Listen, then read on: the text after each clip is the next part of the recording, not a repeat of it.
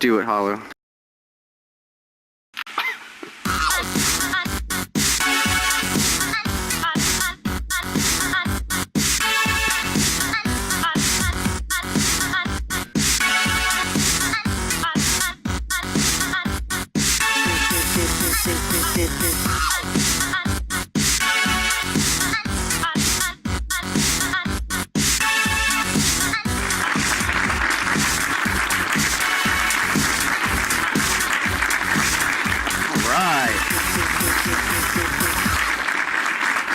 Happy Friday, July 25th, everybody. Thank you for joining us for episode 14 of Virtually Incorrect. I am your host, Gunter. Those new to the show, every week I find 4 stimulating guests from the VR community to discuss and speculate on virtual reality in virtual reality. The tone is semi-serious with nothing off limits and nothing censored. And viewers at home, you might want to put your kids to bed. A couple announcements. We're looking for a good guest always, and also an editor. And a big thanks to Riftmax Theater for putting this on and having us a place to do this venue. And also to the VI team, Holotape, Ruuubick, and all my VI friends, and also the guest and audience members that are watching, and everybody watching. It's just really great to have this support. And another special announcement, the first Virtual Reality Awards event will be on November 28th here in Riftmax. And so I'm going to be one of the judges there, and basically each of the judges, thank you, are going to be able to choose from 5 nominations for each of the categories that will be out there, and basically all that will be counted up, and then there'll be a huge event where videos will be shown of the developers' demos. The people that won, they'll be able to get up on stage and say a little something, and if they can't make it, there'll be a little recording for them to have shown here. So I think that's a really rad thing. Again, that's coming up in November, so we'll have plenty of time to talk about it and prepare for it. And tonight with me, I have an exciting panel of VR developers and personalities. First up, we've got Gerald, creator of, I don't know if I know how to pronounce this, Licht? Licht. It's German. Hi, folks. Licht.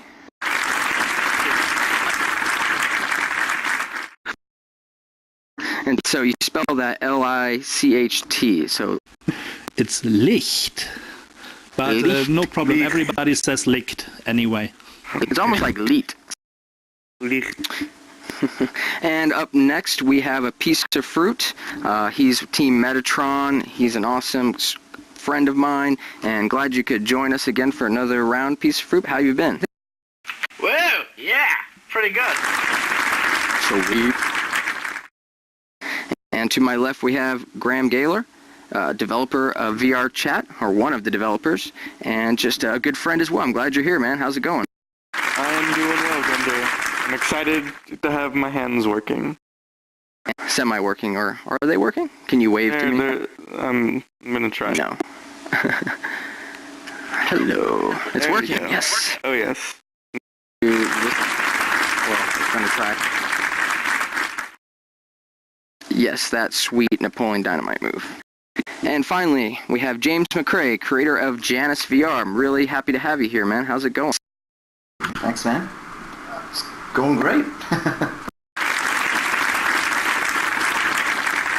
Yeah, it's a great, yeah, totally, man. It's a great week, you know, for things. There's a lot of excitement, and we are going to talk about the DK2 shipping, the new SDK, Vanguard Valkyrie, which is a Kickstarter, and Trinity Magnum, some hardware that's also a Kickstarter, and a little story, a little blog post by Jesse Jespionage, who also is the developer of VRChat, and a few more things. So let's go ahead and dive into the first story, which is the DK2 is shipping.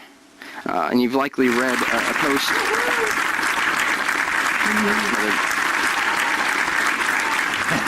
More fanfare. Yes, exactly. Yeah, woohoo for sure. And so they're starting to ship. There's been a few posts about this, or a few hundred, and Oculus stated that they hope to have about 9,000 kits into the hands of developers by the end of the next week. So anybody here received their DK2? Anybody? Anybody in the audience? Nobody here. Gunter hasn't. How about a tracking confirmation? Anybody at the guest table here receive tracking? Yeah, mine is on the way. All right, so Monday for most me. people. Wednesday. Boo. I got my email Thursday, today. yeah. Really? I ordered at almost Who noon. was fastest in ordering? What was that? I said, who was fastest in ordering? I mean, Yeah, like, not me, I'm new. Order I time. was 8:29. That's fast. A piece of fruit. How about you? Ah, don't even get me started. For those of you who don't know, I am from the horrible little island of Ireland, and therefore to ship it to me costs, the cost of a small country feeding themselves for a year. It's ridiculous. I can't get myself a DK2 unless I'm willing to spend the cost of it to basically get it to me, and I hate it. Now, I know everyone else feels the same way. A lot of other countries or other places within the States even have that problem, but I can't justify it to myself, and I have to sit there on the Reddit, which I enjoy, with all you fine people, and read the same 12 stories over and over and over again. DK2 shipping, I got my email, LOL, and I swear to God, if I could reach through the screen and choke someone, I probably would. But don't you like seeing the DK2 on a baby's head? That's cute. In other words, that baby who can't appreciate it has a DK2 and I don't. I hate that baby. Just curious, how much extra would it cost to have it shipped to Ireland? You see, my perception is I went online in a drunken evening and went, I have a DK1, I don't need a DK2, there's nothing that requires me to have it to develop for it. I mean, the head tracking would be nice, but I can approximate, I can use the SDK, I can build for it. And then one night I went, fuck it, yeah, I'll go for it, I'll buy a DK2, and I went online and went, 300 quid, I'll spend that. Wait, 350? Okay, I'll accept that. 350, and then it's gonna cost me an extra 50 for shipping. Okay, fine, I'll accept that. Oh, and then it's gonna cost me an extra 98 for miscellaneous taxes and crap, and then I looked at it and went, I may be drunk and I may be willing to spend this money, but when I saw the number 300 increase to like 450, I thought, I can't justify it for something which is an upgrade. If I was someone approaching Oculus for the first time, getting my first thing, your first foray into VR is worth that money. But the person who's getting an upgrade, I would sooner give myself the wow factor of a CV1 for the first time as a jump from DK1 than spend the cost of an entire other tracking solution or external cool peripherals that I could work into the SDK I'm working on than just to get an upgrade. So it would be selfish for me to just get the upgrade for the sake of it. So I won't, and I hate all of you who are. So just putting that out there. So you're waiting for another week when we all told you how cool it is. Exactly. Oh yeah, there'll be another crack. evening I'll be drunk and have money, and I will. Oh yeah, I will. I will actually. I see myself. Our heads will be like floating around our bodies. Oh yeah. Oh, Yep. I'll be here, and there'll be a bunch of you sitting in a car in, a virtual bob in your head to, proper, just like rocking out, and I'm thinking, yeah, that's part of that. And I will totally cave at that stage, but until then, I'm going to act like I'm above it all and be all aloof, so I hate you. It's a new form of peer pressure, VR peer pressure. You must get everything that we have so that you're able to play. Yeah, you gotta order some Control VR, some Omni, some Virtuix, all that stuff. That's the same thing. Yeah, I guess we're going to start to see, things change then. Some of us will have some of those, some of us won't, and that's going to be interesting, especially in the social space, I'd imagine, You just gotta support everything. That's the plan. That's why we're in the early game. On a quick side note, Matt, the whole shipping thing has already caused me to go back on my own word. Like, I've been on this show before, and I've praised the conceptualization of omnidirectional treadmills. I still think they're a powerful thing, and I think they're going to be a big part of VR. But despite being a backer and loving the Omni, or at least the conception of it, and I really want to own one, In light of recent delays and issues and whatever else, it gave me an opportunity to unback it, and realizing that the cost of a 350 quid piece of kit that would cost an additional 300 quid to get to my door, I'm literally buying two to get one, is, you know, I wasn't as rich at the time when I reviewed that decision as when I made it, and I had to unback it. So I want to own all this stuff. I want to support it. I want to be part of it. I want to be in this community. But quite frankly, until there is a European reseller for this stuff that allows, which I imagine is at least enough of a market to warrant it, you know, European developers and European backers to take part in this without the horrendous cost of delivery, I can't. And I feel like I am actively having to back out of a lot of the community, which I shouldn't have to, because I'm a fan and I want to be part of it. And Gerald, I saw your name tag light up. Did you have something to add? I was just wondering, a friend of mine, he's really ordering it all. There's not a single piece of equipment that is coming that he is not buying. And are there many of them out there, or is he the absolute freak that is the extreme case? What have you guys ordered? I mean, I haven't ordered much because I just lack the money and funds. But I want to try it all, and I'm in the lucky position that many companies sending the stuff to me for free, and so I can try it. But cool. For example, an Omni, I won't get a free Omni or a free, what's the new one, Cyber something. Yeah, the virtualizer.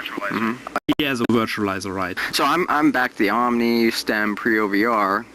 Didn't have the funds for Control VR. Really dig that though. And now that I'm living in an RV, or just moved into it last week, I'm not sure where I'm going to put this Omni. On the roof? Yeah, that's I guess on the roof. Yeah, I was going to say the roof.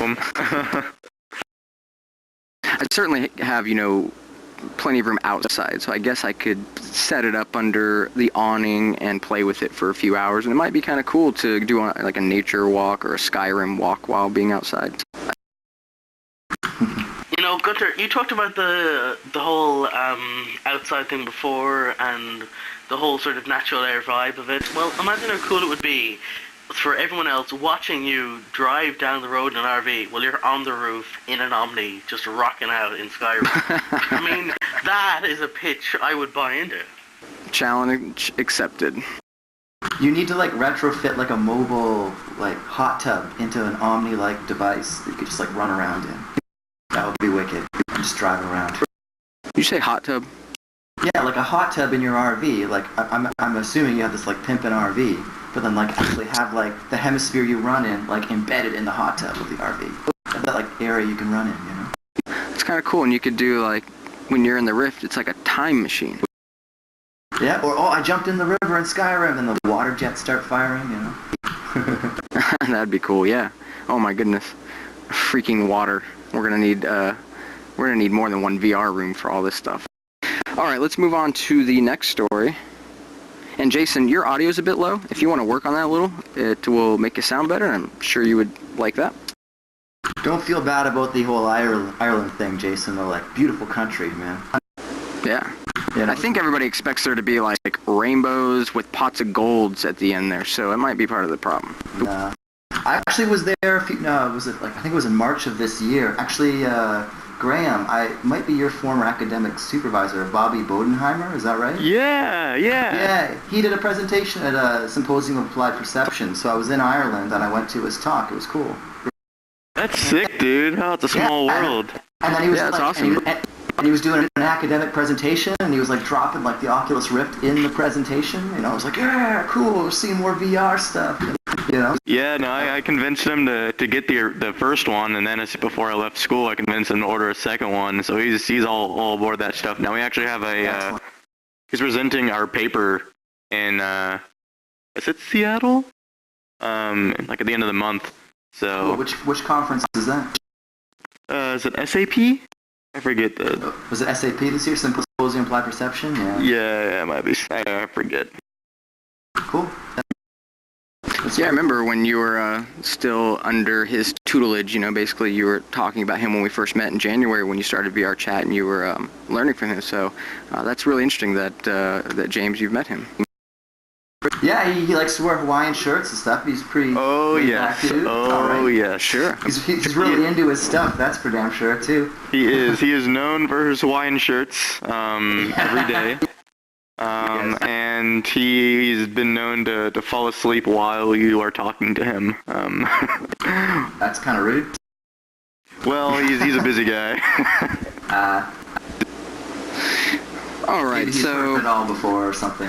I think a lot of people are totally interested in our insider chat. Oh, Jason just left. How rude. Maybe it was the Ireland comment. I apologize. No, I made the Ireland comment. I love Ireland. It's great.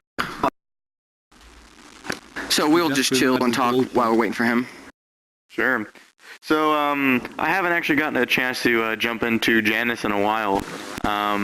But kudos to the multiplayer, the Mumble integration. That is all super exciting. Yeah, it's moving along. It's just like there's so many requests and the features you got to add, and being a one-man show and trying to roll out your own engine. It takes time, man. Okay, I got a request. Are you still in grad school and doing all that as your project? I graduated. Actually, so it's not even a school project per se. In fact, I have a similar story to you. It was like a hobby and a passion, and I actually convinced my supervisors at school, man, you got to check this Rift stuff out because these devices are amazing, right? Hey, super low you want to cost virtual reality. Want to save that for the interview? Yeah, totally. That's an awesome conversation to have.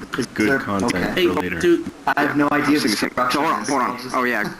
So two things. We're gonna see if Jason's feedback or his audio is good, and then I want to have a moment of silence because that'll help me in editing. I'll tell where there was a problem. So Jason, you sound good?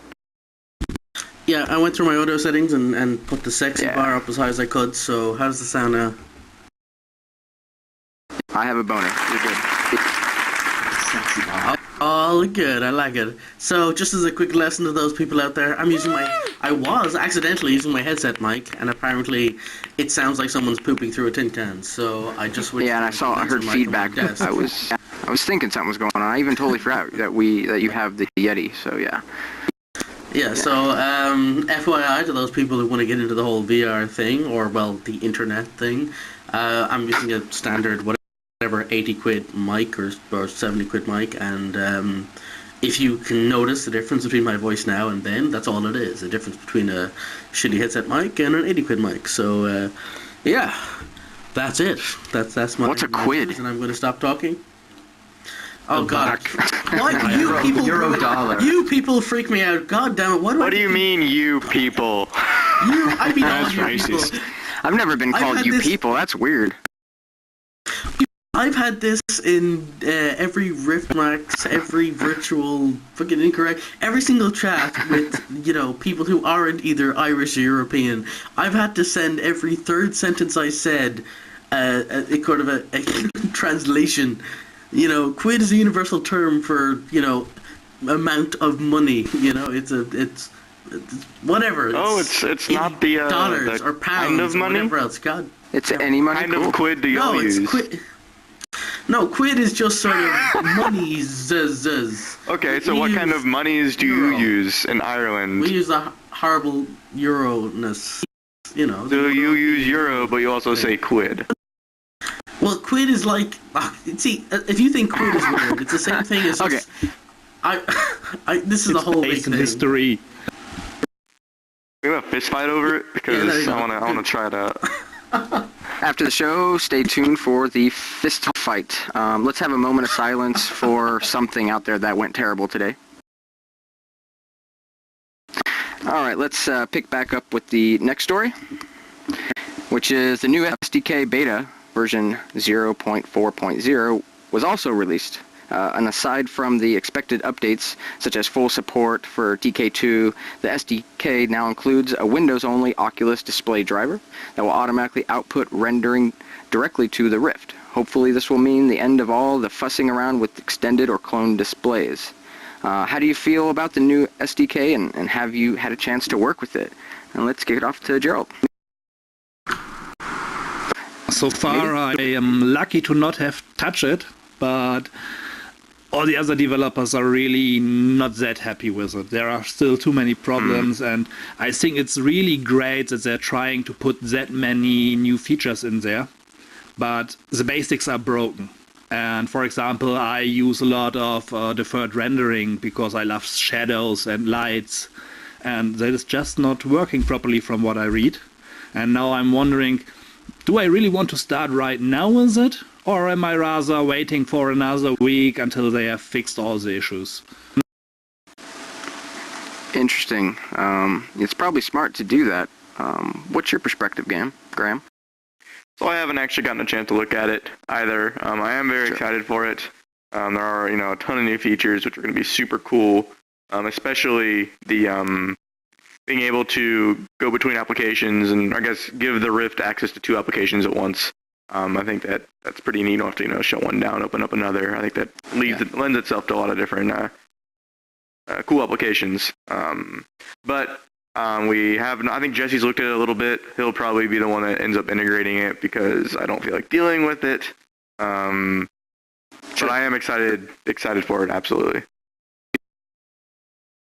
And James, have you been able to try it, or have you read about it and have thoughts on it? Haven't tried it. Read the change logs. A lot of good-looking stuff in there, like the direct rendering mode.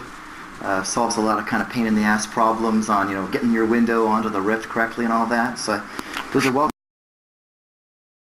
changes. But my issue is with cross-platform compatibility. Right now they're initially rolling out version 4 on Windows only, right? And I kind of understand they're obviously super busy with things, and it's a huge task to do that. And it's difficult, and they're trying to go for this very distilled, perfect experience, and I guess they're nailing it on Windows, and they're kind of working through Visual Studio and going that pathway, right? But so say I'm with JanusVR, I want to have it on every platform eventually, like Windows, Linux, Mac eventually. So right now the fact the SDK doesn't work on Linux is kind of a problem, but at least you can start exploring and stuff. But they're going to have to roll out a solution to do the direct rendering, because they're going to have to use X.org probably has its own way of doing the direct rendering thing, so they've got to roll out a new solution. So the fact that they don't have the cross-platform support yet is understandable, but time will tell, man. I've got faith, man. Great company, so I'm sure it'll be out there eventually. So yeah, that's my stance. It's a good, it's a good point. It really is important, and hopefully that'll roll out soon. How about you, Jason? What's your thoughts on the SDK? God, you see, that's gonna be my new, opinion on everything. You see, I totally get it. It's fantastic, and I get the benefits, but I get completely sidetracked by the giant feck off warning screen they've now put in, and I get it. Legally speaking, it's sensible to have this big sort of warning: VR may cause trouble and blah blah blah blah blah. Please don't eat fiberglass; it may make your poop hurt. It's general terminology that's in there. It's important because it's needed for people who are stupid. But as far as I'm concerned, it doesn't seem to be optional. It doesn't seem to be any way for a developer to integrate it in their game through the standard, here's a splash screen. And it feels very sort of Wii or Wii U in that term of you want to play your damn game and you see the same stupid-ass loading entry screen you see all the time. And I'm afraid it's setting a precedent where people just have a natural fear-mongering towards VR. I get it again, I get the understanding from their perspective, and I feel petty saying it, but it just annoys me that we're in a situation where we have to do that. I mean, I understand it's got difficulties and issues and people may feel sick and people may not understand that, but god damn it, why do you have to pollute my development with this big feck-off splash screen when there couldn't be just a public announcement or a general way for me to integrate in my game some means of me to put in a wall somewhere going, don't lick paint and eat this thing while playing VR. They shouldn't have to explain this unless it's on a wall there somewhere going, if you don't understand what feet are, read this, therefore it'll help you. I shouldn't have to go and mandatorily integrate it in and ruin my... Because I want to have that sort of integratory experience, that sort of you put on the headset, fade in and have some awesome sort of integration between your reality and this reality. But when you have to mandatorily have a pop-up which says, by the way, it may cause issues, that completely breaks any chance I have, and it doesn't seem to be optional, and yeah, that annoys me. Could be worse. So just putting that out there. On Virtual Boy, they kind of had the sort of load-up screen that said that, but in addition, every 15 minutes of gameplay or so, mandatorily this thing, this screen comes up saying, hey, discontinue use, eye strain, fatigue, blah, blah, blah. So imagine, it could be even worse. Every 15 minutes you want to use in the Rift or something, having a nag screen or something like that. But is that the world we want to live in, where we're saying, this guy's only stabbing me in the foot every 25 minutes? It could be worse. He could be stabbing me in the face every 40 minutes or every 15 minutes. Oh, yeah, I'm with you, man. Zero compromises. That annoys us, I think it's something you should be aware of before you put the thing on, right? And then don't let it inhibit the experience. I'm with you, man. Yeah, totally. it's as far as I'm concerned, I respect that people have issues, and I respect, like every other medium in the world, the people who are susceptible to flashing lights don't watch visual media which has flashing lights. The people who are susceptible to other issues know what their limits are, and they sort of live their lives with that in mind. If the limits are expressly viable and visible on the boxes, we shouldn't have to pollute everyone else's experiences with it. And I think I understand the need, I get it. I'm not being facetious and assuming that we don't need it, but I'm just saying it shouldn't be put in there legally to sort of exhume everybody from that issue, just and have that offset of everyone else's potentials ruined as a result. So why not have an optional, you can put it up here, if you don't, you have to bear the liability options, or you have to alternatively put the similar message in your game in some way, shape or fashion. Give the developers an out as opposed to having to be forced to have this option. And this sets a bad precedent in my mind, where it's setting that issue ahead of the developers, ability to craft an experience. Some interesting points.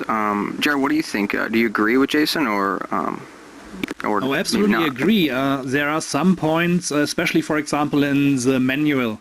There's this one point that if you have a heart condition, they advise you to talk to your doctor. And I really wonder if I go to my doctor or my physician and ask him, you don't know what the hell you're talking about. I have problems with my heart. I want to try virtual reality. What do I have to look for? And he will look at me and ask me, you want to try what? Virtual reality. What the fuck is that? And I think it's great that they are trying to be safe on all sides. Better safe than sorry. But some advice just doesn't make sense. And having mandatory screens is really annoying, I think. Is it just annoying, basically, or is it a bigger issue? Jason, you were saying how you want to, maybe if you had to have it in your game somewhere because you want to make that first initial impression the way you want, because VR is different. Yeah, I'm not naive. I like to think that I respect what they're going for.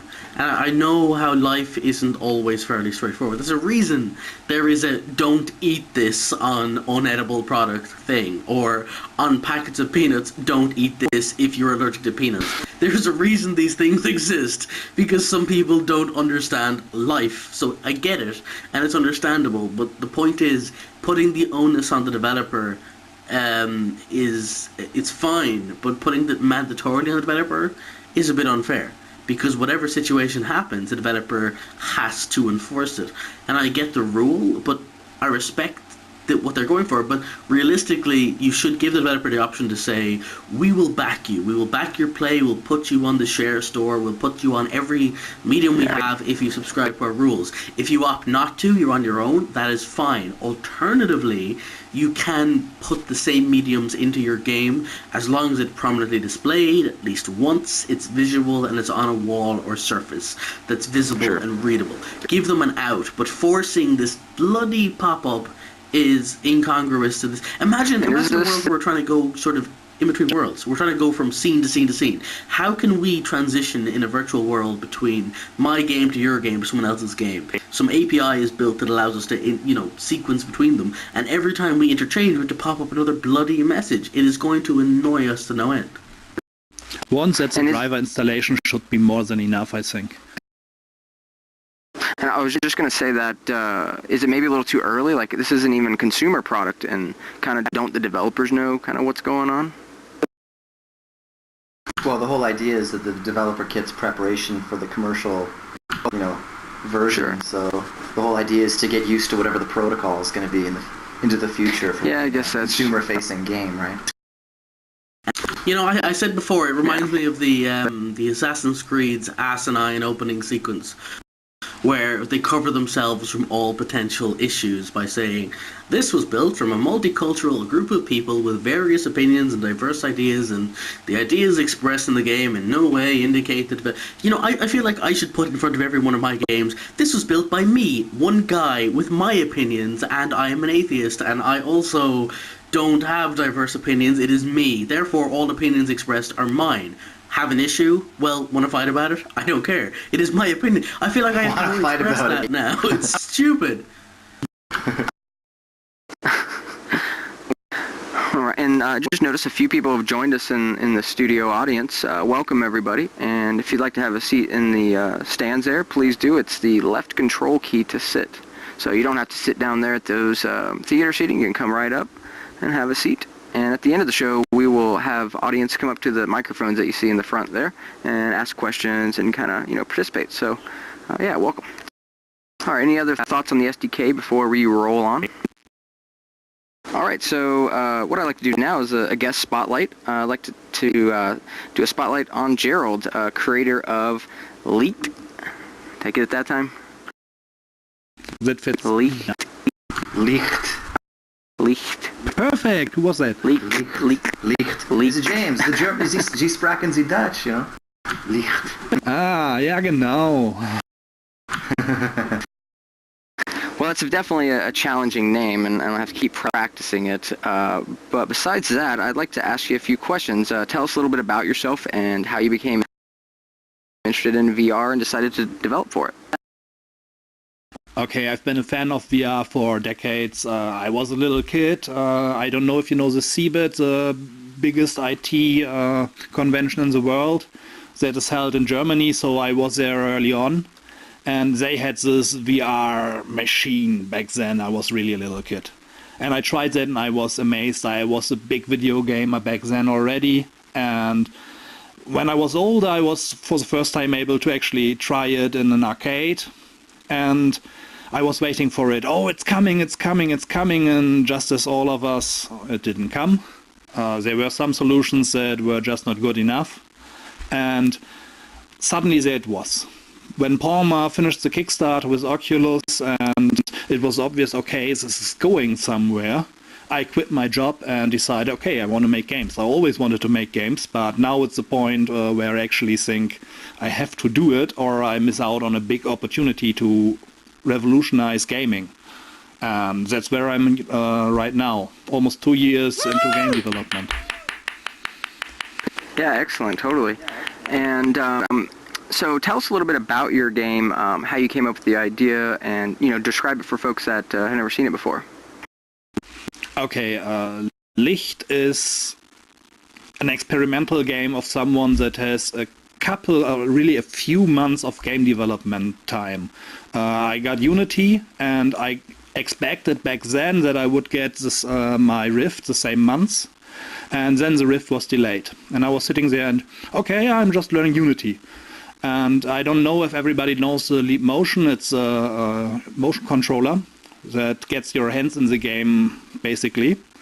And they were offering free dev kits, and I thought, let's try that. That could be awesome. And they were saying, yeah, sure, we're sending you one. I was really surprised because I never made a game or anything in the field before, and they were sending me a free kit. I said, okay. And it was awesome. I really love the Leap Motion controller. It's a great piece of technology, and I just toyed around. There was this demo that they had, and I had no idea what to do. I had a finger, or I had my hand in there, but the tracking of the full hand, it was just not good enough. It's still not good enough, even though they have advanced it a lot, but I forgot about that. So I just decided to focus on a single finger, and a single finger in the game was represented by a sphere. So, okay, what do I do with a sphere in the game? I decided, I put a second sphere in there and I control that sphere with my finger sphere. And from there, I just experimented, and at the end there was a game. There was really no idea at the beginning. I was just looking what works, what is fun, and came up with, I can move a character with my fingers by pushing him through the full game. And funny enough, people liked it. People liked it a lot, and so I made that my very first game. And when the Rift came out, I added virtual reality support. which worked surprisingly well. It took me all of 5 minutes or so. And that's basically the story of Licht 1. Licht 2 will be a little bit more complex, but that's coming. Excellent. And I thought you also did another project called VR Adventure, or am I confused? I have about a dozen different games. And I've been trying different VR experiences. Aside from Licht, you can also play my game Gravity. That's on my website at indienerds.com. It's just a short 5-level demo that shows a completely new game concept, also for motion controls, where you move around objects that have gravity and impact a ball that flies, or that is supposed to hit a target, and the path it takes is influenced by the gravity of the objects you move. You can do this in 3D with the Leap motion controller. And similar to this concept, I have really over a dozen different concepts. And over time, I will put every concept into a game. But I'm not working on the premise that, I have this one idea and I want to make this one game. I'm really just experimenting what works, what is fun. And when I have something that is fun, I push it forward. And then I come to a point where I am new to Unity. I'm not a game developer. I'm a boring database.NET programmer before that. And I'm just getting stuck at some points, and I switch to the next project and forward that. Interesting. Over time, things get better. Things look more professional. I don't know if anybody has seen the screenshots for Licht 2, but I dare say it looks a lot advanced in comparison to the first Licht. I like your approach, a lot of prototyping and just keep the development going and kind of see where it's going to lead you. So it appears yeah, totally. That's what I think it needs to be for it really to be this thing that's going to sustain and maybe compete. But definitely, to get the portfolio out there and learn. That's what I think this is all about. So your next game, I heard that'll be made for traditional screens and controllers with Rift and Leap support as optional. What was it that led you to do that? Okay, first, I've given up on the Leap motion controller. The tech is really awesome, but it's a dead device. It's going nowhere. There is nobody that owns it, and even though I expected that they may be trying a run at VR, they are so focused on getting the hands in there instead of working with what works. I mean, the hands don't work. You have to be realistic there.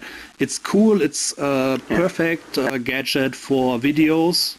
But if you want to build a game around the hand, you can forget it. The interaction area is far too small, and the hands obscure the side. It's just no fun in VR when you use a full hand. If you reduce it to a finger, for example, you can do strategy games, you can do a lot of 3D manipulation in the space that you can't do with a mouse. But they don't focus there, and quite frankly, I think they run out of money. They've just wasted too much money too early. So right now I'm really just focusing on keyboard, mouse and the gamepad, because that is something that I know people will have and that I have not to think about. What I really want to do though is Hydra and motion controls. Maybe the STEM Control VR is awesome, Prio VR is also awesome, but we have to see what actually will be bought by the gamers, because my first game, it got great ratings, but it did not sell very well. I made almost no money from it, and the next game I won't make the same mistake again, that I make a good game that nobody plays because nobody owns the device that you need to play it. Right. And right now I'm really hoping for Oculus to announce some Move-like, STEM-like controller at Connect and then target that device.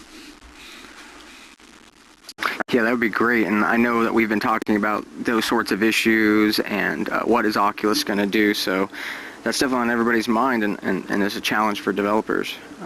So you kind of did mention Licht 2. Is that what your basically the future holds, or do you have any other plans for the future? VR adventure is there. My original idea was to make VR adventure a game that is Zelda-ish, a real adventure game, as I personally would love it. But everybody that is new to game development has this idea of fantastic, great games, and then they actually start game development and they notice, I can't do that. I lack the resources to that for that, and the scale is getting smaller and smaller and smaller and smaller. And there I am with VR Adventure 2. I really want VR Adventure to become my first really big game, and I don't know when I will be there. So for the moment I'm doing Licht 2. That will be procedural generated levels, so it will be big while still being small from a developer's perspective. And there are other things that I want to release, but it all depends on... most of my game concepts are based on motion controls. You do not want to show them right now because there is absolutely no market to sell them, and you do not want to give away 1 year of research into motion controls. You do not really want to show the ideas right now. And depending on what control devices will be there in the future, I will maybe say, okay, VR Adventure can wait, and I will publish this game first or that game first. I really don't know, and I personally think the great thing of being a one-man indie is that you are completely flexible. There is nobody that says you have to do this, or there is a deadline that you have to hold. I can develop the program that I like most at the moment. Great, that's really interesting, and glad that you were able to share that with us. And that's basically the end of my question, so thank you. Let's move on to the next stuff, which is, let's talk about Kickstarters. There's a few of them going on. The first one I want to chat about is Redapaw's Big Crazy Stupid VR Adventure and American Pie, which has 67 hours to go. It's already been funded, but more the merrier. And totally, he's an awesome guy. He's been on the show, and love his Ghibli demos. So who here has checked that out or backed that project? Yep. I'm back. Jason? Graham? Yes. Have you tried the demo? No, I haven't actually. I've tried the other two, but not this one. Or the other two Kickstarters we'll be talking about. Yeah, I haven't actually tried this either, so I'm interested in hearing about it. I watched him play the demo on the YouTube video. That's something. Play through it if anyone's interested. Yes, we're interested. Jason, tell us about it. I'm kidding. No, this is actually good. You do start every time with like a Yeah. VR just exasperates me, man. There's just so much wrong with everything. But no, seriously, this is good. I hate this guy for a whole different reason, because he absolutely stole my heart, put a little box, and I have to give him money now, and I hate that. But no, fair play to him. It's a fantastic little project, and I love it, and everything is endearing about it, and I'm fully on board. The demo is exactly what he says it is. It's not a game. You are not paying for the thing he's releasing. That is not what you're paying for. You are basically saying, I want to be this guy. He is the heart and soul, the mascot of VR in this little ecosystem. He is the you that can't make it. For all of us people stuck in the middle of nowhere who can't go to Oculus Share, we can't raise the money to go, so let's just give this guy a modicum of income and let his enthusiasm carry him there on like wings of rainbows, and let us see the story through his perspective. And that's what I'm backing for. I'll never go. I plan to, I wanted to, and I can't afford it. So instead, I picked the best mascot. I picked this guy who's extremely happy and fun, and I love his demos, and he's just a fantastic person to be around, and I just basically his demo was just that. It is nothing. I would put that out there. It's a fun little thing he put together to show his prowess with what he's doing, and it's impressive from that perspective. But it's not an experience. It's not a game. It's not a thing you'll play or replay or experience from that perspective. It is simply a thank you. He released it when he didn't really have to. You have it as a thing to do, as a fun little sidebar. But realistically, you're backing a guy because you want the guy to have the experience you can't have. And what costs you 10, 15, 20 quid is the equivalent, again I say quid, I mean dollars or whatever, so shut all of you. Anyway, that amount of money is equivalent to whatever it is for you, and for you to give that away costs you little to give a person experience you can't have, and I think that's what matters. So that's why I backed him, and that's why I think the demo is actually unimportant. As for what it is, it's a fun little play at the concept of VR. He has a little byplay regarding the original Virtual Boy. There's a particular room which is full of shaders, which is specifically built to mimic the Virtual Boy experience, and it is very fun. And cool. There's something so compelling about his video experiences where you're sitting in front of a TV watching him, and I don't know what it is, but a person talking to you through the television is so compelling, where he's actively talking to you and then pointing to his left, which is pointing into the room you're in. Like, not like through the screen, no wonky 3D. I just mean actively a guy on TV going, look left, see that thing there? Yeah, pick it up, or look at it. Yeah. And it is, I think he's touched on to something which is at the heart of VR, which is the sense of breaking your conception of reality from being just a 2D screen to being 3D. And I've ranted about this before, but I think he's nailed it in a small way, and I give him major props for that, in such a small demo, which is inconsequential. He's planning on doing more, and I applaud him for that, and I'm interested to see it. But people who are like expecting a great game out of it are not going to get it. But people who see it for what it is and enjoy the fun and the play, I think all in all it's a great thing to back. And I think it's realistically the heart of this community in terms of that experience of being the thing that you can't have if you can't go, and sort of back a guy to do it. And I think I totally respect people who do, and I respect you if you don't, because if you can't afford it, that's fine. But personally, I could afford to give away that amount to see this guy happy, because when he's happy, he looks fantastically fun. He looks like I wish I was a fantastic that happy guy. in life. Yeah. Yeah, so We got to chat to him a lot over there in VRChat, one of the developers chat that happens on Wednesdays.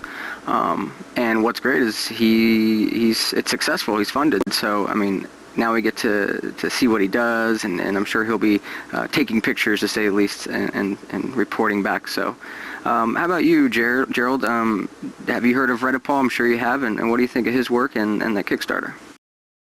This is a typical type of experience that I skipped so far. Not because I don't want to try it, but because I would love to try it, and I want to try it with a DK2. I love all Studio Ghibli movies, and when I saw that, I was thinking, oh, this is so awesome, but it's not a game. It does not really hold any replay value. Sure. You will try this one time, and if you try it one time, you will try it with a DK2 at least, because you want the positional tracking in there, and you want to really look around. Right. And I think it's awesome. I actually wasn't aware that he does a Kickstarter, and I have no idea about his project, because so once we are done, the first thing I'm doing is heading over to Kickstarter and having a look. Excellent. That's what we definitely want to do, is spread the words, huh? That's awesome. And the Ghibli stuff is great. I'm a big fan of all of that, and it was special, and I got to share it with my wife, and it was special for her as well. So apparently those are available for DK2. I'm not sure if that was posted on the Reddit or if it's part of being on the Kickstarter, but that's good stuff. Yeah, talented dude for sure. I tried the Totoro demo and I don't know the Studio Ghibli and the animes, but the arachnid guy pulling the levers and stuff. Yeah. Talented dude. Spirited Away, sure. Yep. All right, so there's another Kickstarter kicking. Radial G, there's 7 days to go and halfway there. This game's really rad. I played it, or this demo, and it reminds me, of course, of like Wipeout and those sorts of game, maybe F-Zero a bit.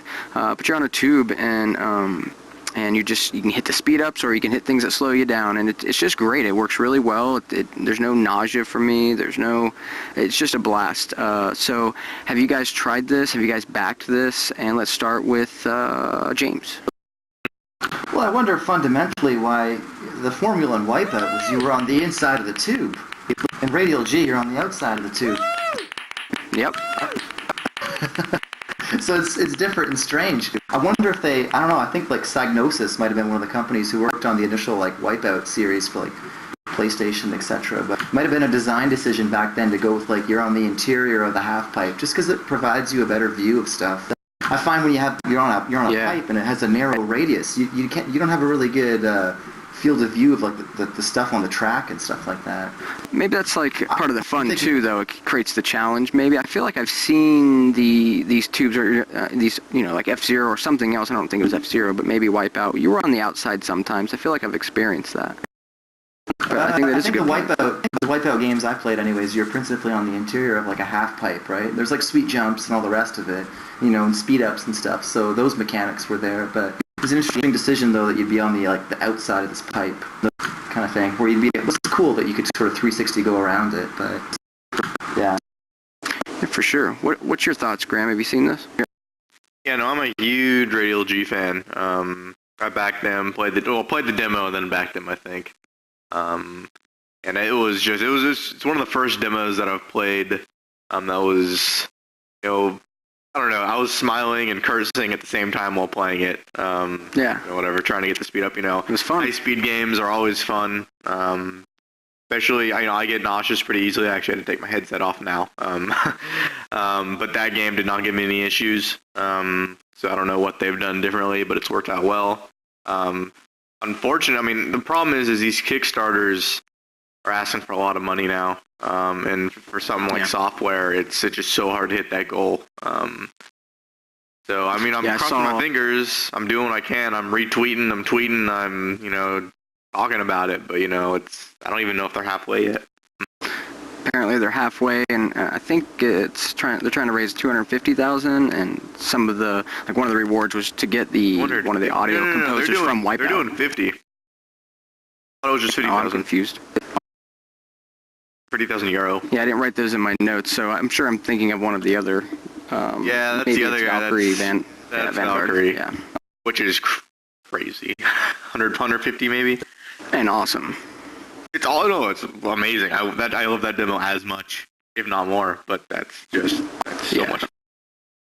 Yeah, it'd be interesting to see what happens. So yeah, your guys' thought, Gerald, on Radial G, and then we'll talk about Vanguard next. I really like the F-Zero vibe of it. I don't know, I have seen virtual reality GameCube simulation on with the Dolphin simulator, and it looked pretty similar. I really like that, and I'm looking forward to it. I haven't backed it yet, but I have the demo for DK2 waiting on my hard disk for arrival of the DK2. And after I played it, I will decide if I back it or not, but chances are good I will. Yeah, I think you will. It's pretty fantastic. Jason, what's your story?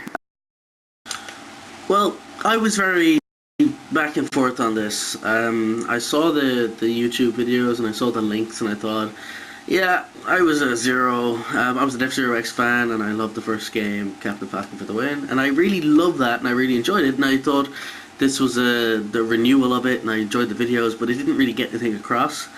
And then I even watched videos in Rift mode and put the headset on and thought, yeah, this is kind of fun. And then I installed it and played it and I kind of went, okay, well, I just realized I've spent 3.5 hours and I didn't realize I did that. So my point for this game, more than anything else, is it is very simple. I mean, mechanically, it's a simple game, it's a simple racing game, it doesn't innovate that genre, but the real, golden star to this is it also perfects everything it does. It's done something I've not seen done in VR in a while, which is take a very simple mechanic and perfect it. In terms of, it's something which should make you sick by all accounts, by every other VR rule we've come across. They've managed to do it well. It is comfortable for something that's fast. It is well telegraphed in terms of these sort of twists and turns. In a situation where you're clamped to a car, the way they can make you feel like you can actually choose. You never feel like a failure jumps up on you. You feel like you failed by your own merits, which is surprisingly rare. And all in all, it's comfortable, it's well designed, it's beautifully done, and again, it's simple. I mean, people who go into it sort of expecting it to be amazing will, be disappointed, and the people who go into it looking for some big amazing experience on the videos will be especially disappointed. But if you play it, if you just have any dev kit and you give it a try, you'll find yourself enamored and have that sort of sense of joy from your original F-Zero X vibe, and that's what it is. It's just a harkening back. It's a simple game, but it's a simple game done where every twist and turn and mechanic was eked out to some level of complex design that I can't even fathom, because I've never seen something so well designed in something which looks like it was never designed at all. It's like the old Bender quote, or the old quote from Futurama of, if you do it well, it looks like you've done nothing at all, and that's all I can think of playing that game. Is it looks like no design was done to it. It looks like it was sort of, let's throw some assets in a bucket and put a circle and have the car drive around it. And people think, oh, that's easy, anyone could do it. But try. I bloody dare you. And you'll be amazed at how quick you feel sick and how uncomfortable. And there's so much clever design behind the scenes that you don't even see. And so for that reason I backed it. I don't think it'll be my number one. I won't play it for ages. It's not going to be an amazing super experience. But I will come back to it from time to time. I'll truly enjoy the experience. And for the money it costs currently, it's well worth it. And I will enjoy every minute of it. And even just sort of applaud the developer for the level of work he's put into it, it's worth the few quid. And I think, I keep saying quid again, god damn it, I'm going to make a point of that. And You're allowed to say quid. And I feel very conscious now. But I totally respect it, and I think congrats for that. So I would recommend backing it purely from how VR should be done right. And I'm very keen on that because I plan on working on the API with the other Metatron folks, so I want to work on why does certain things feel better than others if they feel the same, and I consider this a very powerful learning experience because they've done research that I haven't gotten around to. So yeah, I think it's very good, it's worthwhile. If it's not your kind of game, you'll never enjoy it anyway, but my point is that you can respect the mechanics and you can understand why it's good, not just for the game. If you can realise that you're enjoying it despite it not being your kind of game, you will respect it a lot more. So yeah, I give this a thumbs up, and I think everyone should back it for that reason. Yeah, exactly. It's really cool, and you're right. It's like they've done something invisible there. It looks like it's simple, but obviously it takes a lot to make that kind of game. So another cool game is, like we mentioned, Vanguard Valkyrie. This is from Rave TZ, and there's 27 days to go. And the goal is actually 200,000. And all the backers will receive the demo right away, which includes an Easter egg if you start the game without your Rift plugged in. So you want to check that out. And so yeah, what do you guys think of this? And what do you think about the $200,000 goal? Is that attainable? And let's start this off with James. Oh no, don't pick me. Pick someone else first. Okay, Graham. So, I thought this demo was extremely well done. I mean, I backed it to get the demo and play it. It's the same kind of deal. It actually reminded me a lot of Star Fox. Sure. The way that was played. So I think, I'd love to see this come out. We had the developer actually in VRChat at one of our dev meetups the week before he released it. So he's basically saying, yeah, there's a really cool thing coming up, but I can't talk about it yet. And I'm definitely not disappointed. I backed it. I think it's a super cool concept. The voice actors are great. The art's great. Yeah. The style is something a little bit different from what we've seen before, but he does it gracefully. That third-person view, he has a reason for it. Plus, it's a cute storyline. Cute characters. Everybody loves that. I'm definitely very excited to see where it goes. I do think that number is just so high, though. I feel like the VR community at this point has run out of money to give people. Maybe if he had done this earlier on, after we'd all spent our money on our Oculuses and our Omnis and our everything else, we'd have something left to give, or more to give. But I think a lot of these people they're throwing up Kickstarters a little bit late in the game. Yeah, absolutely. I mean, it's going to be interesting to watch, and if it does succeed, that's definitely going to be telling of the money that's available maybe in VR, especially after DK2 takes a chunk out of a lot of people's bank accounts. And you made a good point about Star Fox. I really did get that Star Fox vibe, and I don't know if you guys remember a game called Panzer Dragon. It also reminded me of that. Oh hells yes, I remember Panzer Dragon. That game rocked. Yeah, I can't remember what video card I got in like my first Pentium computer, and it was some 3D card or something ridiculously ridiculous, and that game I think came with it or something, and it was rad. Wasn't it Saturn only? I thought it was a Sega game. So I think that's Panzer Dragoon, which is part of it, but there was Panzer Dragon was on the PC. Ah, okay. And it was like that virtual fighter, when that was... It just was in that kind of 3D-ness. I don't even know. Now it's been 20 years since I even thought about this stuff. One of those 3DFX or early 3D adapter card games. I love playing Virtual Fighter arcade as a kid. Oh, that game. Sure. I was more of a Mortal Kombat and Street Fighter fan. That was Mortal Kombat too. Was hard. Yeah, all of it. All of it. Sure. Like to kick ass. So, Street Fighter what else about Vanguard? By the way, that is the best of the Street Fighters. We had the shadow you following, and if you kick someone's ass at the end of a match, you could literally keep punching them. Like, it wouldn't stop till you stopped. So you could turn to the person you just beat and just stay there and combo for the next 4 minutes. I didn't know that. Look them dead in the eyes. Hey, what's happening? I was not oh a my fun god. person to win. This is actually what's happening to me in real life right now. This is crazy. You got a wife? I do have a wife. I didn't say that, but yes. I found somebody to actually marry me. I was saying he just jumped in your lap too, kind of thing. Yeah. So yeah, I've seen that guy running around here. Welcome to Virtually Incorrect. I'm sure this is your first time, so you can certainly have a seat anywhere. Of course, it's best to have a seat that's open, and welcome. So enjoy the show. So what else about Vanguard Valkyrie? Gerald, have you seen anything on this or interested in it? Yeah, I've seen it and it looks great. I mean, I think it's a little bit ahead of its time because it's promoted as VR only, and at the same time it has a production value that has a $200,000 price tag. And while I would love to see it succeed, and I think it's a great title, I do not expect it to succeed. It's just too expensive. And what I do not really understand is why VR only. The title should work with a mouse or a gamepad too.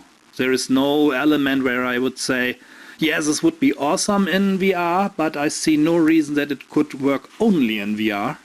And opening the door to a non-VR demo and promoting it as a normal game would actually make those 200k a reachable goal. But right now I expect that it will go to 50,000 or maybe somewhere between 50 and 100,000, but it will fail short of the 200k asked.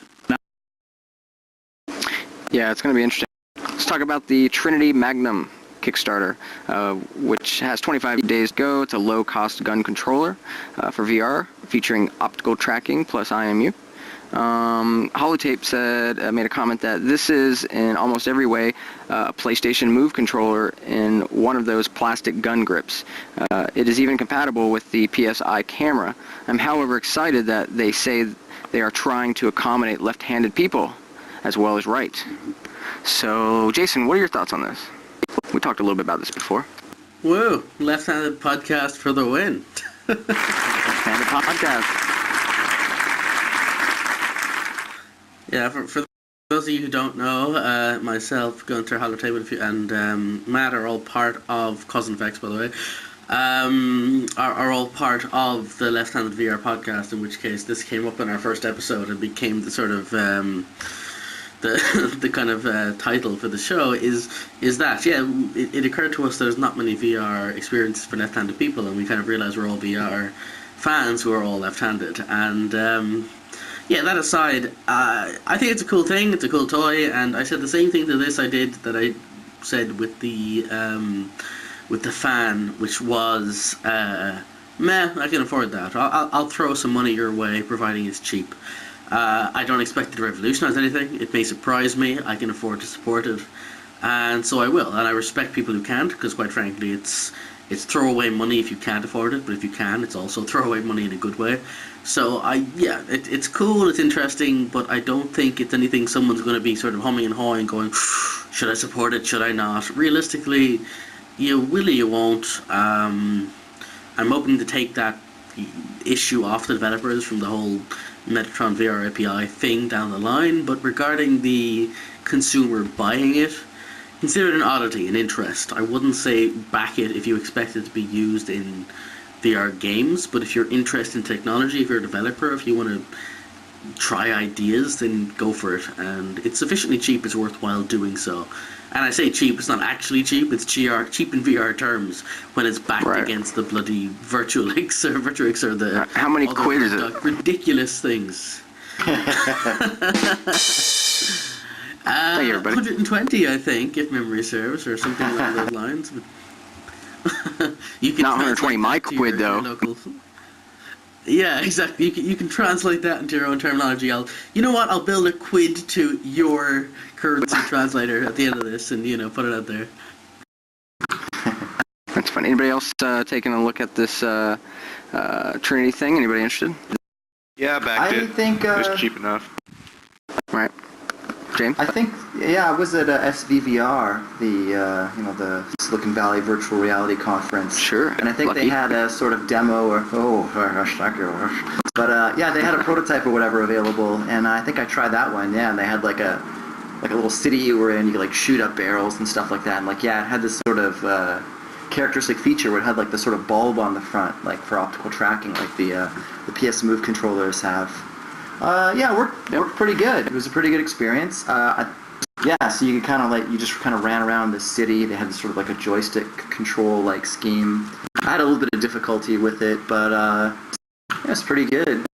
Especially for like an independent, like an up and comer, compete with the stems and the other guys who are already kind of established in the. It's pretty good. Something cheap is good. I honestly think it's a perfect compromise. Because for a developer, you can target the PlayStation 4 and Move controllers, while at the same time target a device like that. The only issue that I have with it is when Oculus is showing their device, I'm expecting them to do exactly the same. Offer a device that is comparable to the Move controller, so that all experiences for it that are created for the PlayStation 4 are interchangeable, so that they can work in tandem with PlayStation and Sony, and they will offer it cheaper. They will offer the exact same device. They will have an EMU with a higher rate and whatever. I don't know what rate the other device has, but I expect exactly the same device, maybe another form factor because the gun looks really too long, from Oculus for maybe half the price. So you can buy for the same money two and have both hands. They can be made cheap. The Move controller from Sony is super cheap. So I think it's a perfect device, but at the same time I would never buy it, and I would not recommend buying it. It's great. It's very interesting and super logical. And I love how you say you wouldn't buy it at the end though. So there's a lot of other stuff to buy though. So it's not like you'll need that when you have some of these other things. But you get the other things, but are they supported? I mean, it's great to have a Leap controller because you can have your hands, and it's great to have a Prio VR because you can get your body, and it's great to have a Control VR because you can have your body and your hands. But it all sucks if it ends in the corner gathering dust if no developer supports them. And what will developers do? Will they try to go for every little device that is out there? Or will they look what is out there that has actually enough buyers that it makes sense to invest the time to support the device in your game? And that will mean STEM will have a hard time.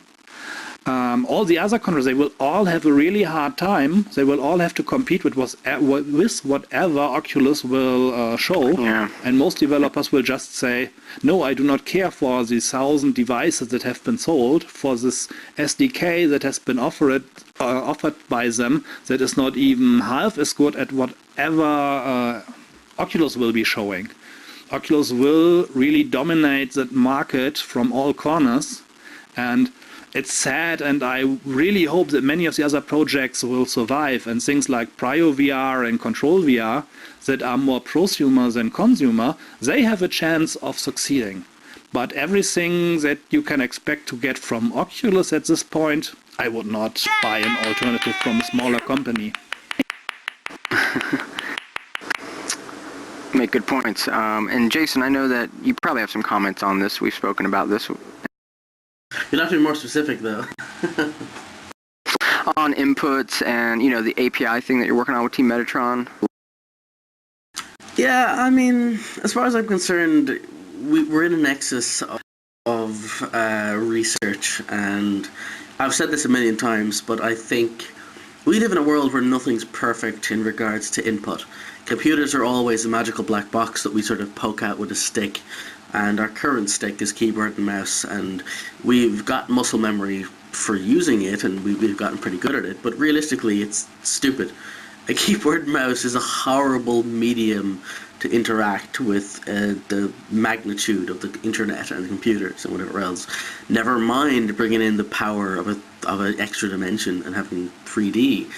And I think no device has managed to fix that. Now, granted, it's a 50-50 between it's the fault of the device and the fault of the software, but I think it's more so a framing issue.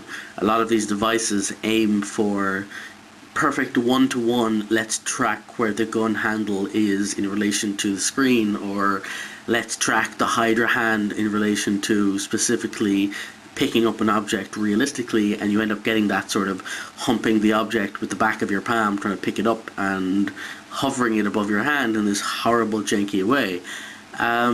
All told, I think that's a software issue. I think the problem is it's the combination of the two. It is people expecting too much from the hardware and people not working around its limitations. So, all told, I don't care what device people come up with. I think at the end of the day, there's going to be a bazillion devices, and I don't know the answer, and nobody else does. Someone could come out with the stupidest ass looking thing in the world, and it turns out to be the #1 VR peripheral. So go for it. If you have an idea, just go nuts and release it. And we're all stupid with our money that will probably back you in some way if you don't ask stupid amounts of money for it.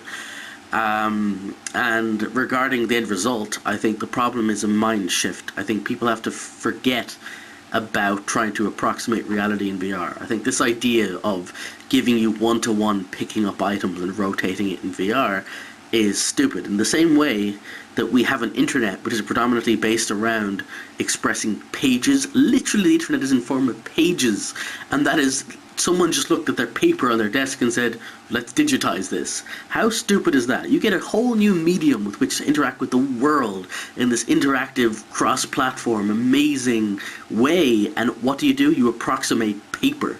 It just drives me nuts that nobody tried to innovate that space. No one tried to look at a way, how do you completely reinvent the way we interact with the internet? And I'm afraid VR is going to do the same thing. We're going to end up with the VR equivalent.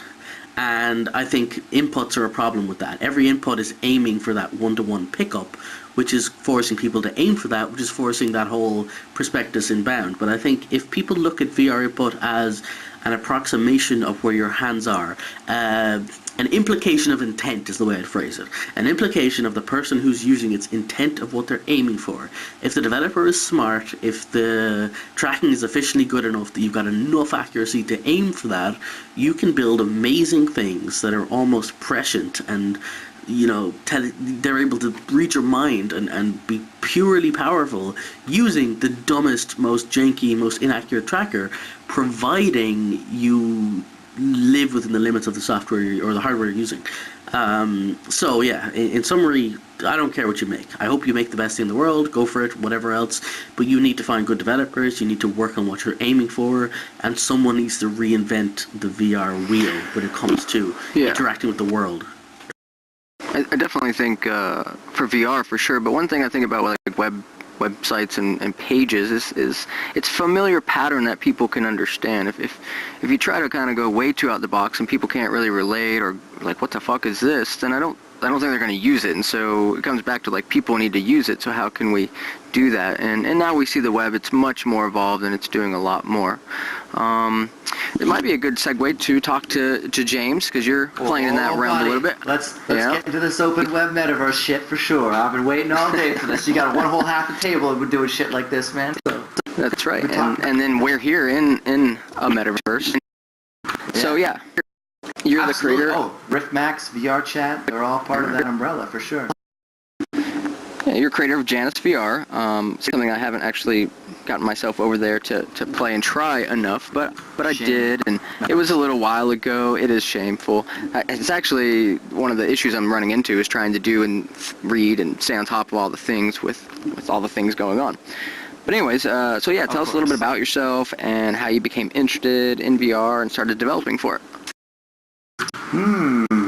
This is a too open-ended question. I don't want to ramble on long, but I'll cut you off. No, right. Please. All right, let's keep it in the context of the project, JanusVR. So, I grew up like a lot of you guys, loved video games, loved computers, wanted to learn to program, also loved sci-fi novels, and all that stuff, Star Trek, Star Wars, the Snow Crash, this recent Ready Player One, all that stuff. I'm all in. I love it all. Mm-hmm.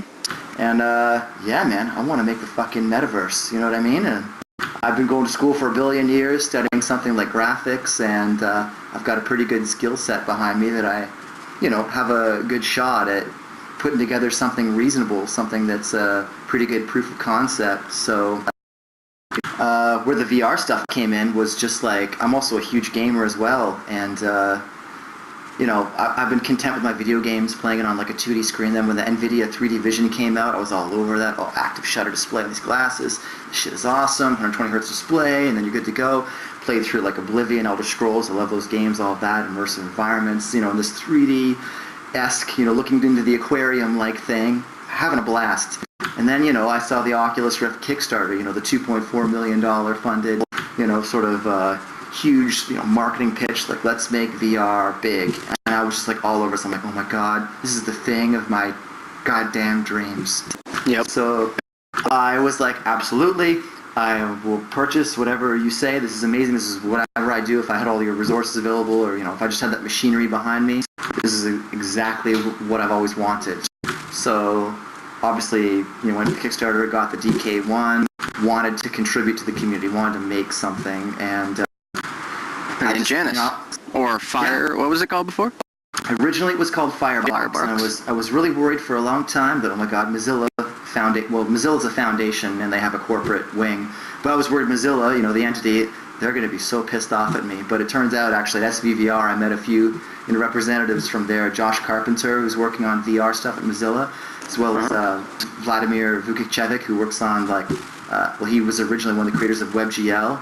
And so they're both working at Mozilla now. I'm like, no, man, we think Janus is cool. And we think it's so amazing that you've kind of want people to want to build the web. Their big problem being that they pitched Firefox, they got a lot of users, but they don't have so many builders. So he's like, it's kind of cool that you've formed a community around something where people could build these 3D rooms, these spaces, the environments. So anyway, to bring it back full circle, yeah, they weren't pissed off that I called it Firebox. They weren't going to sue my ass into oblivion and everything. I could have kept the name there, but I didn't want to infringe on, copyrights, trademarks, and etc. So I changed the name to Janus, which is this Roman god of doorways, where he sees into the past and the future, or the forward and backwards at once. But he has this sense of duality in his vision, and so JanusVR is a sort of spatialization of the internet, where web pages are like rooms and links are like doorways that connect them. So these links or doorways, or portals as I've come to call them, are very much like Janus, where he peers into two spaces at once. The portal itself is this surface that represents a discontinuity that joins two adjacent spaces. So, is that good? Yeah, that's really good. I wanted to ask then, like, the whole ghosting situation that you got going on there, that makes me think of this whole seeing into the future, seeing in the past. Talk about that a little. What do you mean, ghosting? Can't you see ghosts of people that have been to the space before? Yeah. So these are like, think of like Mario Kart like recordings of people who viewed spaces before. So it's like kind of a way to populate a room with people who aren't actually real live people. But there are like, I guess they're acts or plays of people that existed, right? Sure. Yeah, so you can use Janus. You can kind of hit record, and it will kind of spit out a text file that kind of has the, all the data for your character, and then embed that into your page or your room. So the rooms themselves are kind of very HTML-like. I've tried to borrow from that or use an XML-like format in terms of their description, but there is some sort of custom stuff there. But you can plop these ghosts in, and you can kind of have these non-live guys inhabit your world. But that was only like a stopgap or a bridge into actually the multiplayer experiences. And the multiplayer stuff came out in Janus maybe only a couple weeks back.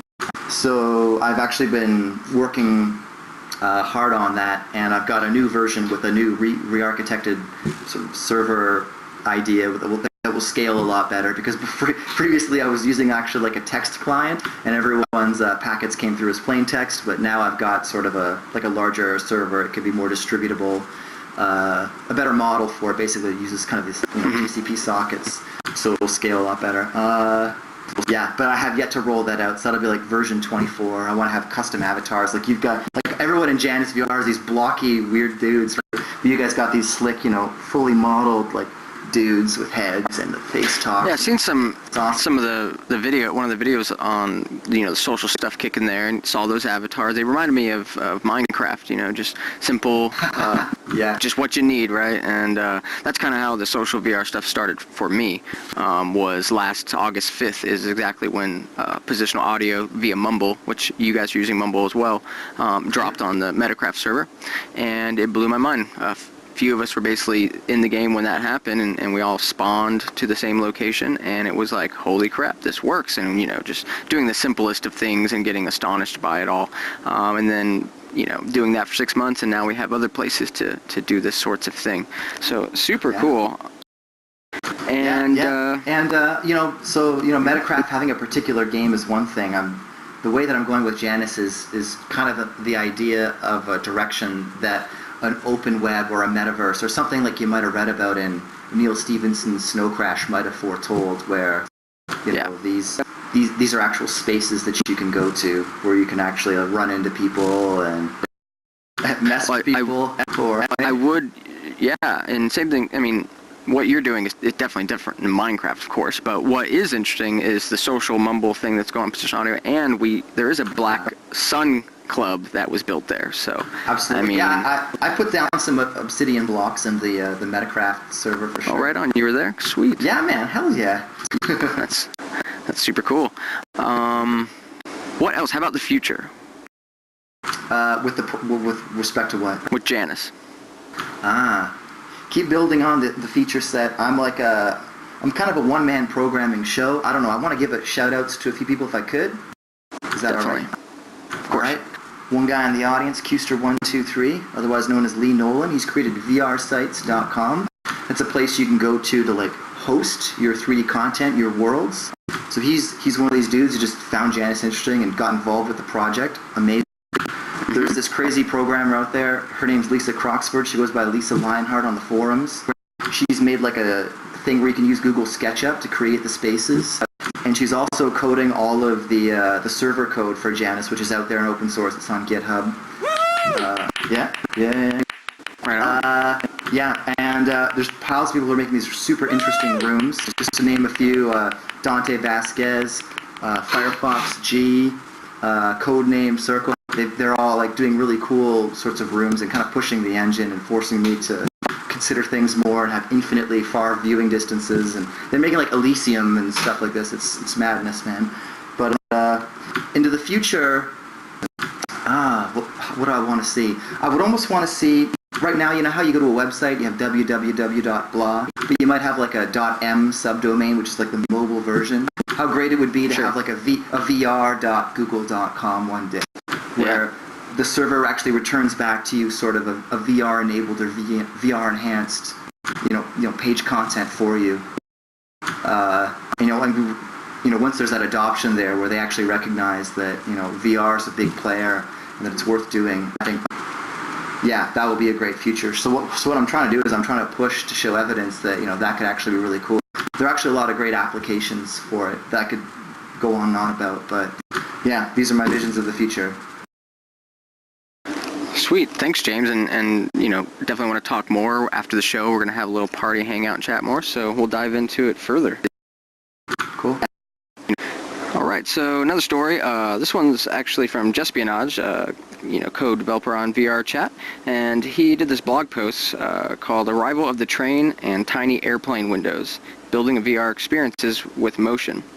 And so what he did is he kind of drew an analogy between kind of one of the first films when film came out was this train scene. It was just basically the train coming into the station and then people finally boarding it.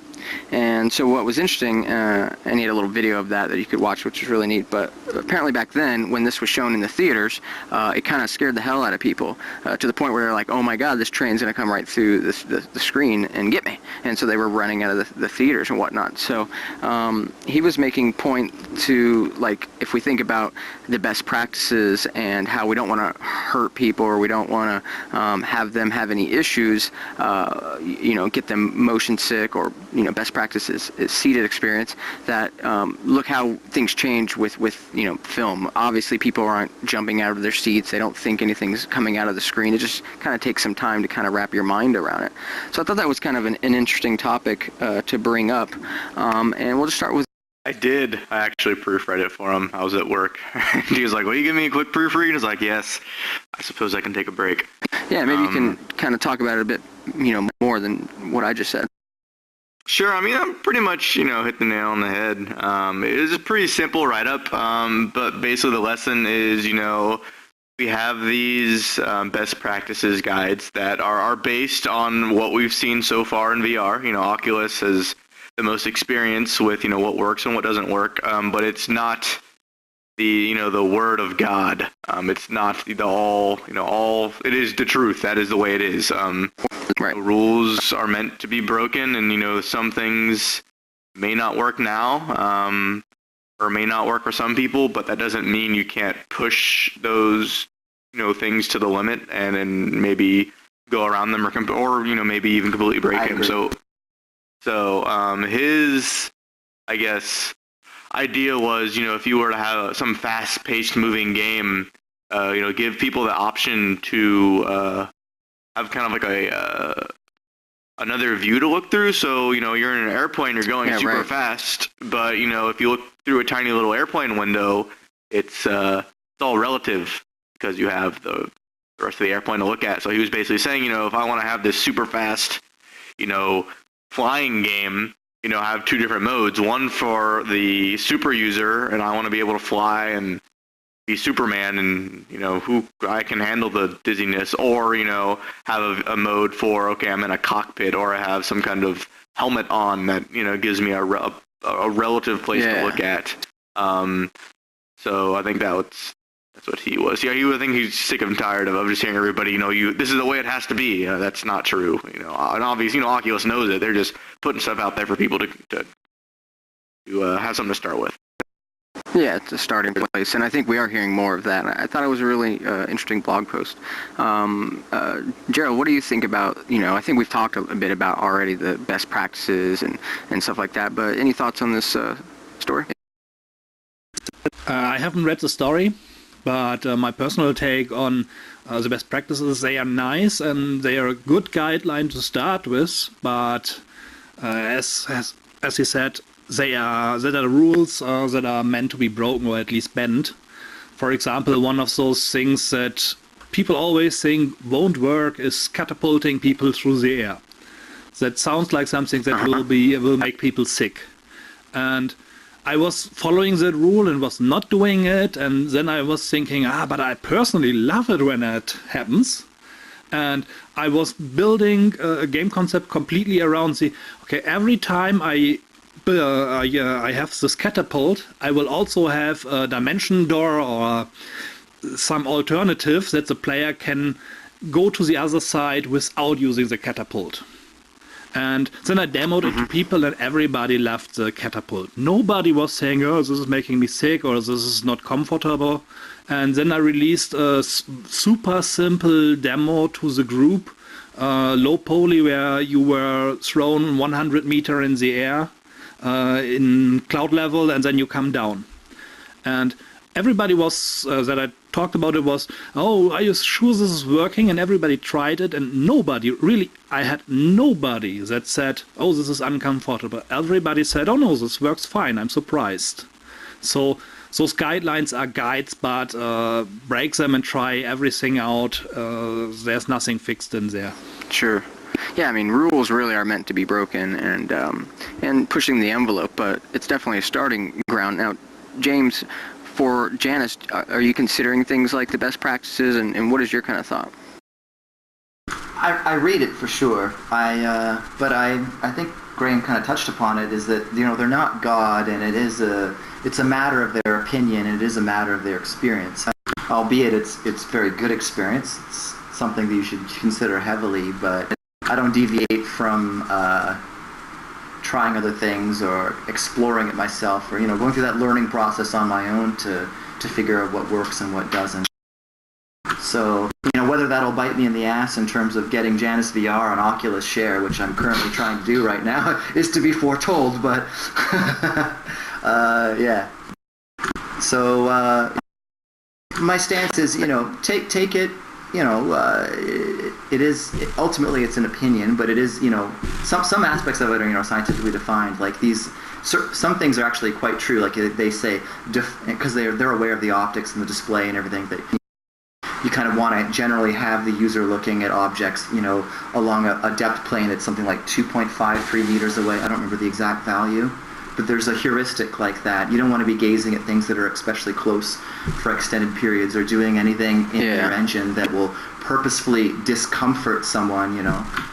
So I'm valid with things like that, but other things, they also have restrictions on rate of movement speed. For instance, average human translates at 1.4 meters a second, but in Janus, the way that we have it is that any sort of room you make, it's a free-for-all in terms of how the physics are defined. Maybe there's one guy, Firefox G, he's got a room you translate like 144 miles an hour, and it is like super fast. But I'm personally not sickened by it, so it really varies by individual, and it's fun to explore. Like you said, you know, how these are the fledgling VR days. I'm happy to be a part of that too, because, you know, I get to verify these rules that they define in the document myself. Excellent. And was going to kind of talk more about the best practices, but we've kind of been, you know, beating that horse a bit. So let's move on to another guest spotlight. Well, speaking of beating a horse, you should talk about the demo. What is it? Horsula. Oh, the horse? Like totally. That's the one that we saw Palmer riding in that short video. Yeah. And then, yeah, I did see another video, you know, it's something in Japan, a little arcade that had that setup, which I thought was cool. I'd love to be able to try something like that, you know? Hashulus, that's what it's called, I think. What's it called? It was like a Hashulus, I believe, and it had like a row of 4 people trying it all out at once, racing each other kind of thing. I mean, people want to race, of course, and I really thought I'd like to see riding games, more than just like riding in a roller coaster, but like riding on animals, you know, I want to ride on a Tyrannosaurus Rex or something like that. And shoot lasers. Cool. So Graham, let's have a chat. You've been on the show. We've chatted before. We're friends. We've been hanging out in your software VRChat since January when it came out. But go ahead, for people that don't know you or just watching for the first time, a little bit about yourself and, you know, how you got into all this. Sure. So I'm a big gamer ever since I was little. I guess I'm a little younger than most of y'all. My first console was the N64. You know, ever since then. You are young. a little bit, yeah. To be young again. But you know, ever since then, really loved them. Went to school for computer science, so that's something I've always done and enjoyed, and not really until I guess I didn't get to experience the first VR flop, so to speak. I was, I guess, born that year. But, as soon as, it's always been something that's piqued my interest. Of course, nothing has really been out. And then once I saw the Oculus Kickstarter, obviously things started picking up. I started, teaching myself Unity. I had done all sorts of different kinds of programming, a lot of mobile stuff. But once Oculus showed up, I jumped into Unity and did everything I could to teach myself. I picked up some research positions at my school. Convinced luckily we had a VR lab with all sorts of crazy equipment, super expensive headsets, and motion tracking cams. So did a lot of research in there. Convinced my professor to get a Rift. Had my own Rift.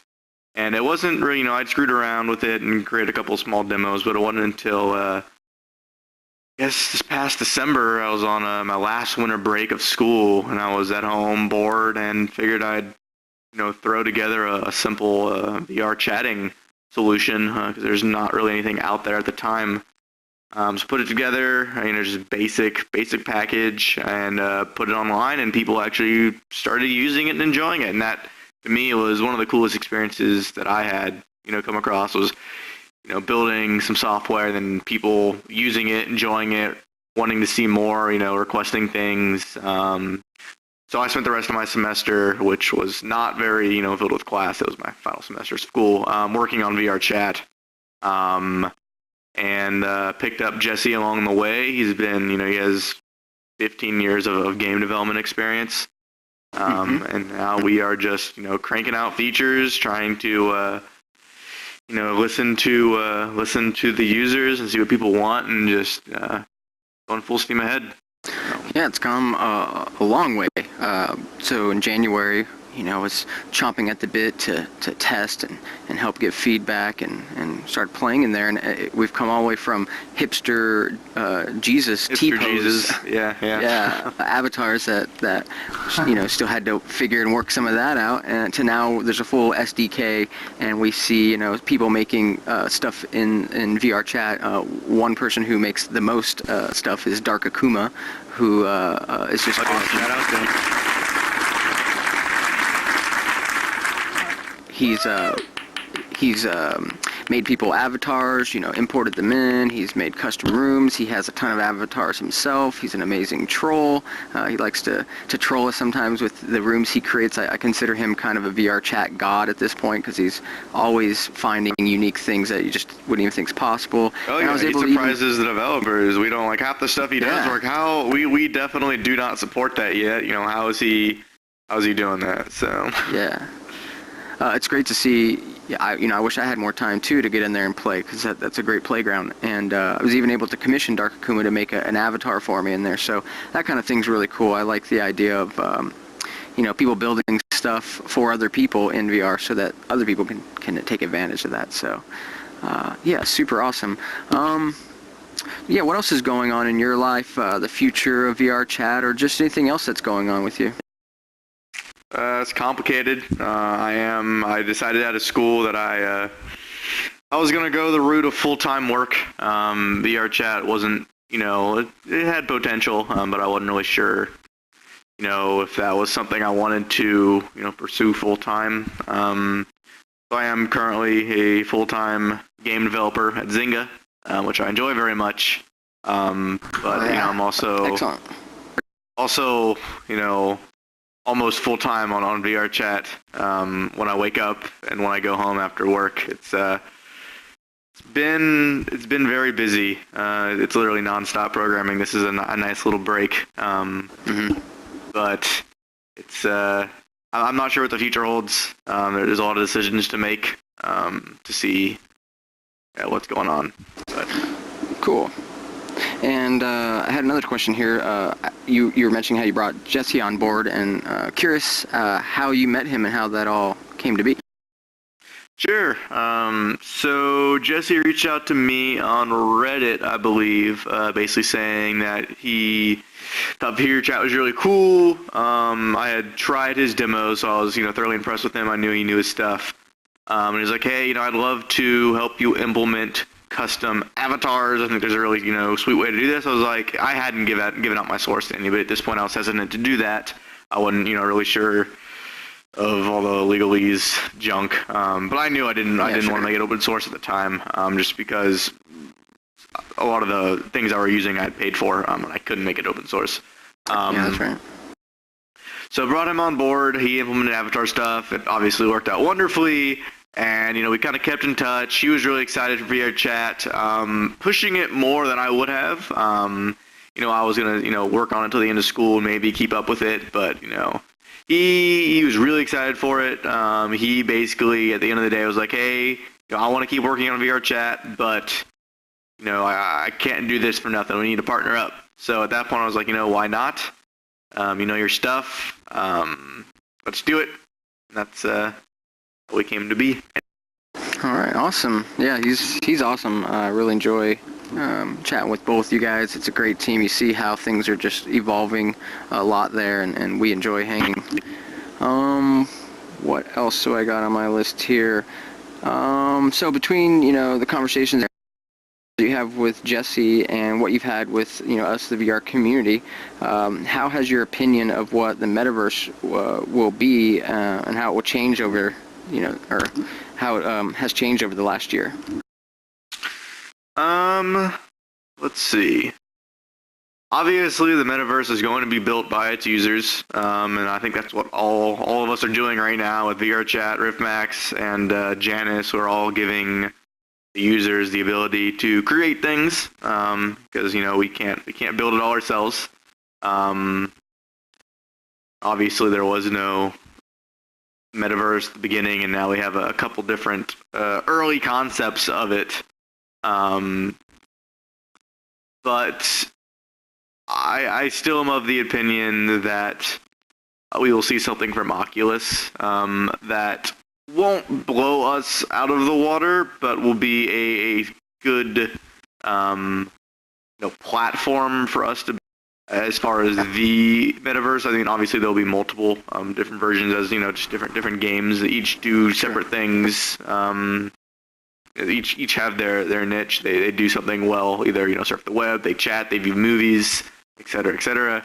But in any case, it's a win for everybody, just because that is the future. It's everything we've been waiting for.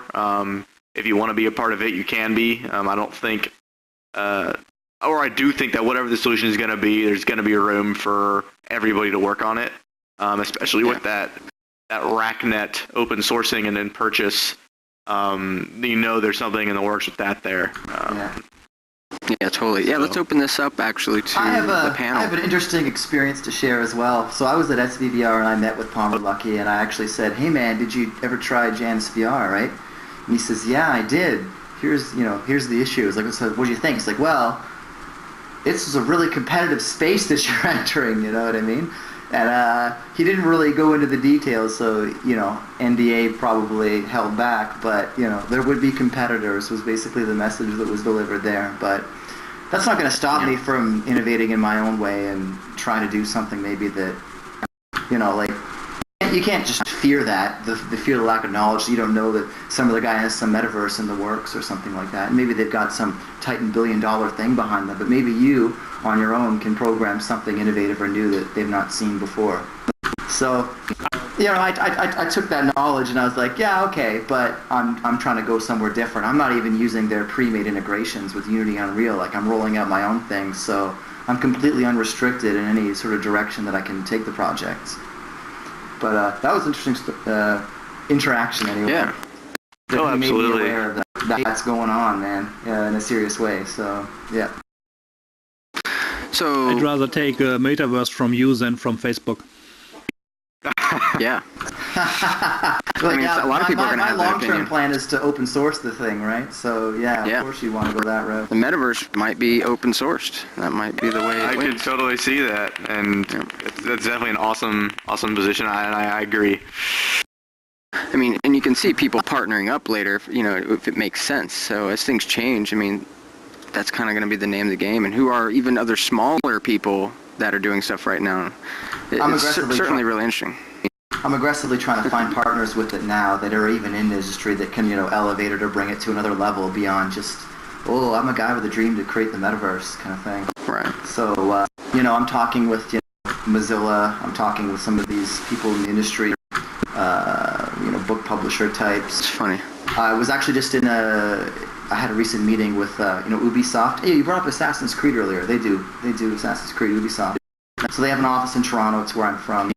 And I had Jade Raymond or whatever, the director. It's a funny story. I'm just talking about randomness, but so she tried out JanusVR or whatever. I demoed it there, right? And I kind of told a few of these guys that I'd be doing that. So they kind of followed her, and she went through one of the portals. They didn't follow her in, but then as she came out, they were all kind of peeking the heads respectfully from behind a distance, right?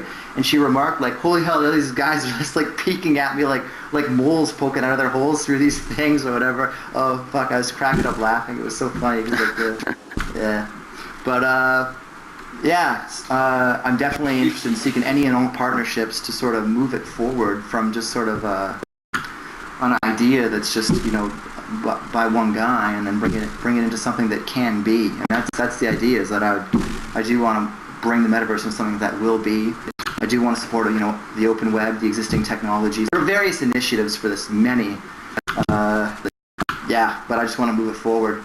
Kind of makes me think of it's the field of dreams. If you build it, they will come. To be completely cheesy, and Graham, you might be a little too young for that. I saw Field of Dreams, that movie, man. It was good. Yeah. You're looking at him, of course. Yeah, not me. Okay. Oh, yeah. We're the same age. I'm sure not everybody has seen that because, it really didn't seem to have popularity after it came and gone. So, but yeah, you got to build something to get people there. But this is a place that kind of you want to go to because people are there. So it's definitely this catch-22. So it's interesting. Now, what about though? Let's take these projects aside and let's just envision the metaverse that we want. So of course we talk about these books, or how about now that we've seen VR, we're here hanging out in a social space. What is it about this that we like? What do we want to see? And let's start with Gerald. You mean what you want to see in the metaverse, or I didn't catch that? Yeah, it's the social part, right? We're all hanging in this metaverse. So what is this metaverse even, what is it? What would you want out of it? What would you want to participate in the future? I honestly think that the first steps will always be gaming, and that's what I really want. I want the really big world that is similar to Minecraft, but with a lot more build options, where everybody can create the content they want, that is completely open source, where thousands of people have their own servers, where nobody will come and say, oh no, this is Star Wars, or this is Star Trek, or whatever, and you cannot use this, but where it's normal people, not companies, that have the servers, and so we will see everything, copies of Game of Thrones, just like in Minecraft. And those worlds will create it, and you do not really need a game. You can create games, you can create quests, you can create whatever you want. But that world I want to visit with friends and just explore. I do not think that really needs any rules or any systems. You just need to be able to create whatever you want. You need to be able to share those creations, and people will build that world on their own. Yeah, definitely. And Jason, I haven't shot things over to you, and I'd like to get your opinion on the metaverse. Yeah, I've talked extensively with our good friend over here regarding his own metaverse, and given my ranting rumblings about the idea.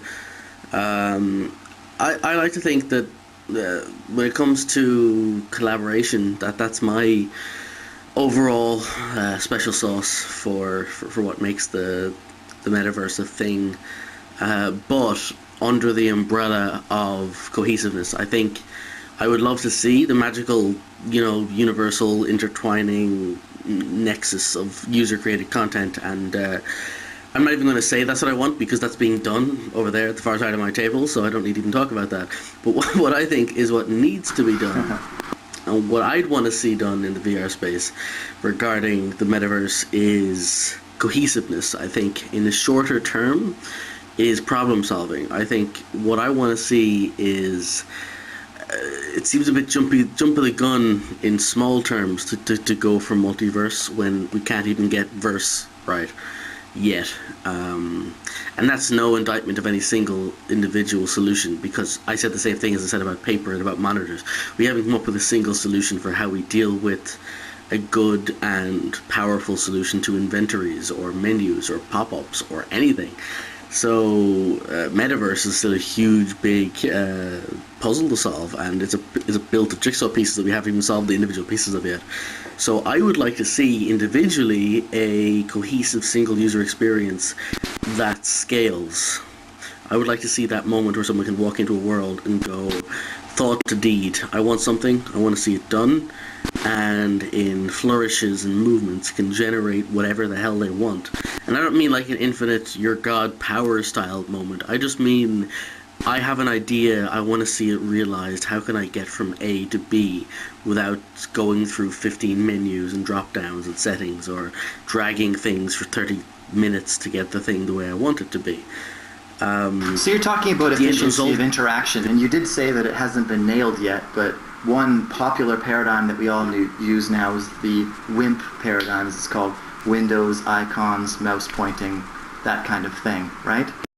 So we've kind of reached a happy medium right now where we're all pretty content with how Windows and Windows-like operating systems work.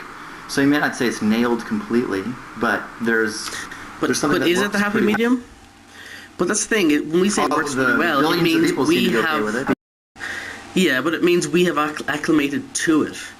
It's like anything in life. If someone pokes you in the arm with a very small but not painful stick every day for 3 years, you'll eventually get accustomed to it. But my overall point is simply that...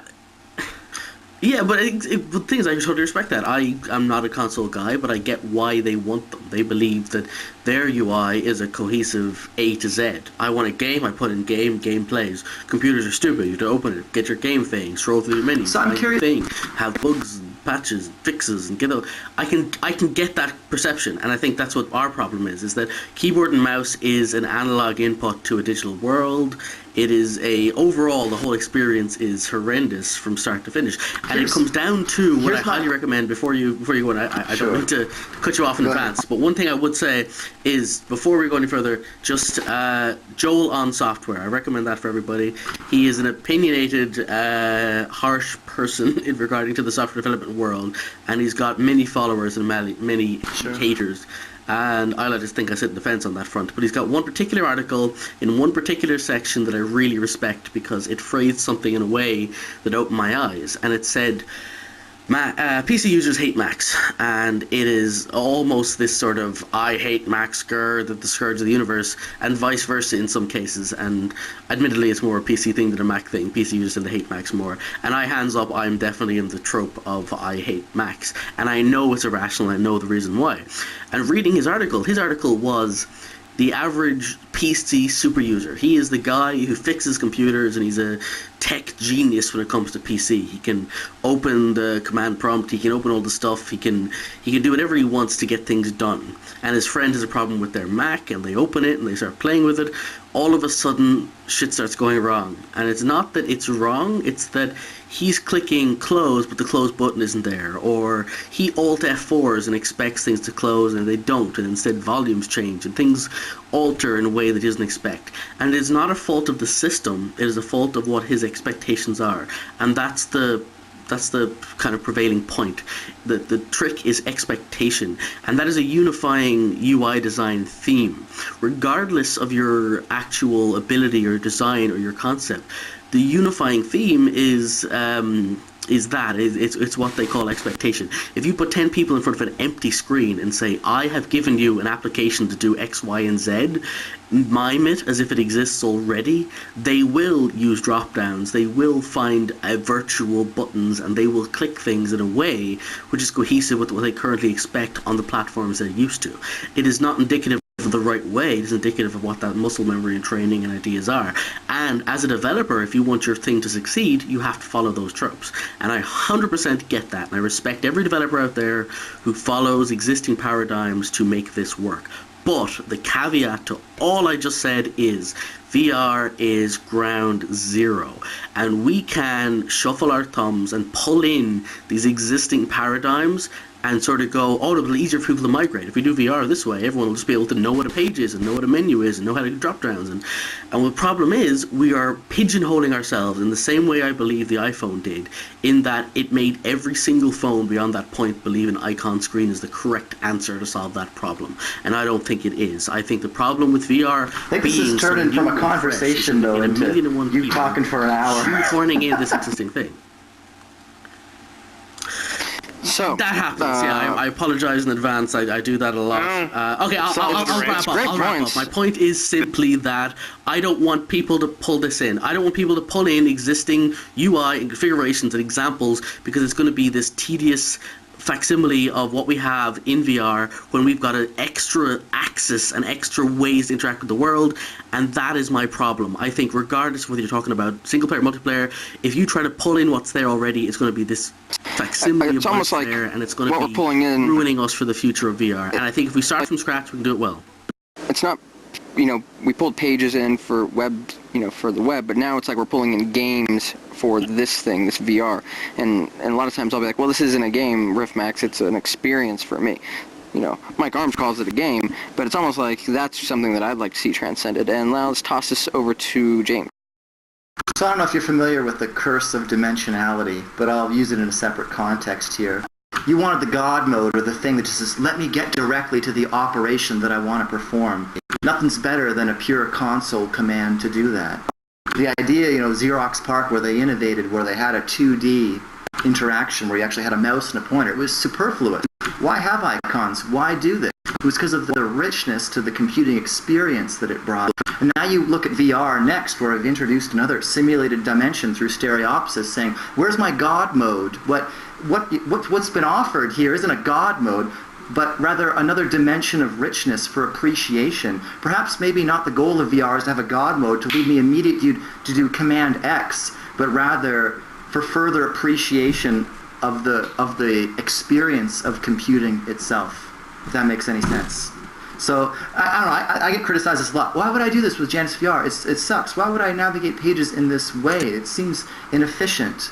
To that I say, maybe the kinds of pages that you're not looking at the right kinds of pages. The kinds of pages you want to see in something like JanusVR would be something highly interactive, something highly experiential, something highly three-dimensional, something that necessitates the richness that the VR as a platform provides. If we just want to do something equivalent to a console command, obviously you're not going to beat a console for it. So that's the divergence of opinions. I'm not sure it's a ground zero thing. I see it as a further enrichment of existing paradigms. And people have been working on this stuff for decades and decades and decades, man. I'm not sure you can get around it. Just want to toss to you, Ram, if you had anything to add there. Yeah, sorry, my mono develop popped up on the screen and was taking over because it doesn't like to give control to any other application. I will give a quick opinion, but then I need to head to bed because it's 1 a.m. here and I have work tomorrow, unfortunately. Sure. It's about time to wrap it up anyways, but I love this metaverse talk. Yeah, so what we had so I actually, let's see, both of those opinions are actually really good. I enjoyed hearing both of those, especially about JanusVR, because I do say, it is when I first saw Janus, super cool concept. Dude, give it to me raw. Say all the shit. I do not. It's gonna be good. It's gonna kind of get kind of bad, and it's gonna get good again. I mean, basically, when I first saw it, and it was just straight up web pages, I was like, this is neat. But this is the most inefficient thing I've ever seen. I mean, I just wanted to navigate a web page. I had to walk across the room to go see an image. I was getting sick instantly. I mean, I get sick in my DK1, so I was just like, okay, cool proof of concept. And then a week later, I started seeing these 3D rooms, the tags for 3D, for bringing in 3D things. And I thought, this can be something, allowing, what are the most... What kind of programmers are there most of in the world? And my guess is probably web developers. So enabling people to create 3D worlds in a web-based form was very cool, and that really got me excited for Janus, and and now things are even better. But at the same time, yeah. So so I see your argument as well, and as well as Fruit's. It depends on the application. I think some people VR is for the experience. I think a lot of the time. I mean, it depends on the application. One, you're gonna want to enjoy it. Go through with your friends and walk around worlds. And in other pieces, maybe I have my virtual desk with 12 different consoles looking at me, and I want to be able to do things efficiently. It depends on the application. Context is important for sure. Yeah. But I think the way that Oculus is focused on now, gaming is the main thing. And I think for that, that comes down to experiences and just enjoying it. Obviously, if it's super inefficient, it's not going to be enjoyable because I'm going to be annoyed that, one thing, if I'm in a metaverse and I want to go to planet X, maybe the thing in this metaverse to do is to get in my spaceship and go there. But if it's going to take me fucking 6 hours to get to planet X, I'm going to be pissed unless there's, some better way of doing it. Yeah, 2 cents, but it's...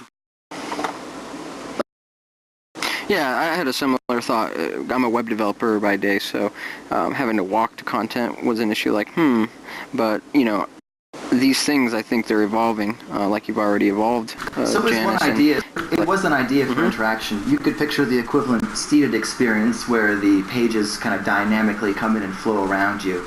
So it's no longer a translation of your position relative to the world, but vice versa. The stuff flows at you. Such an interaction mechanism is still possible. The reason that I went with the sort of fixed space and you walk in it, because my future thinking idea was the collaborative browsing experience. When you think of, if I sit here and stuff flies at me, that doesn't work as well in the collaborative method of interaction. You need a sort of static space in which characters can inhabit to make it, to place the world and have it seem fixed and, do something that's actually practical. Yeah. So that's the pattern that we're used to, sure.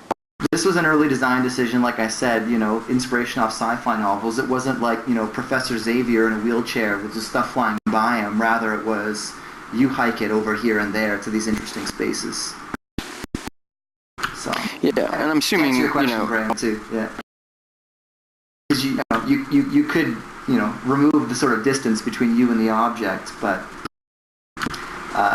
it depends on what you're after. Kind of thing. Of course, and I do think there's a space for something in between there as well.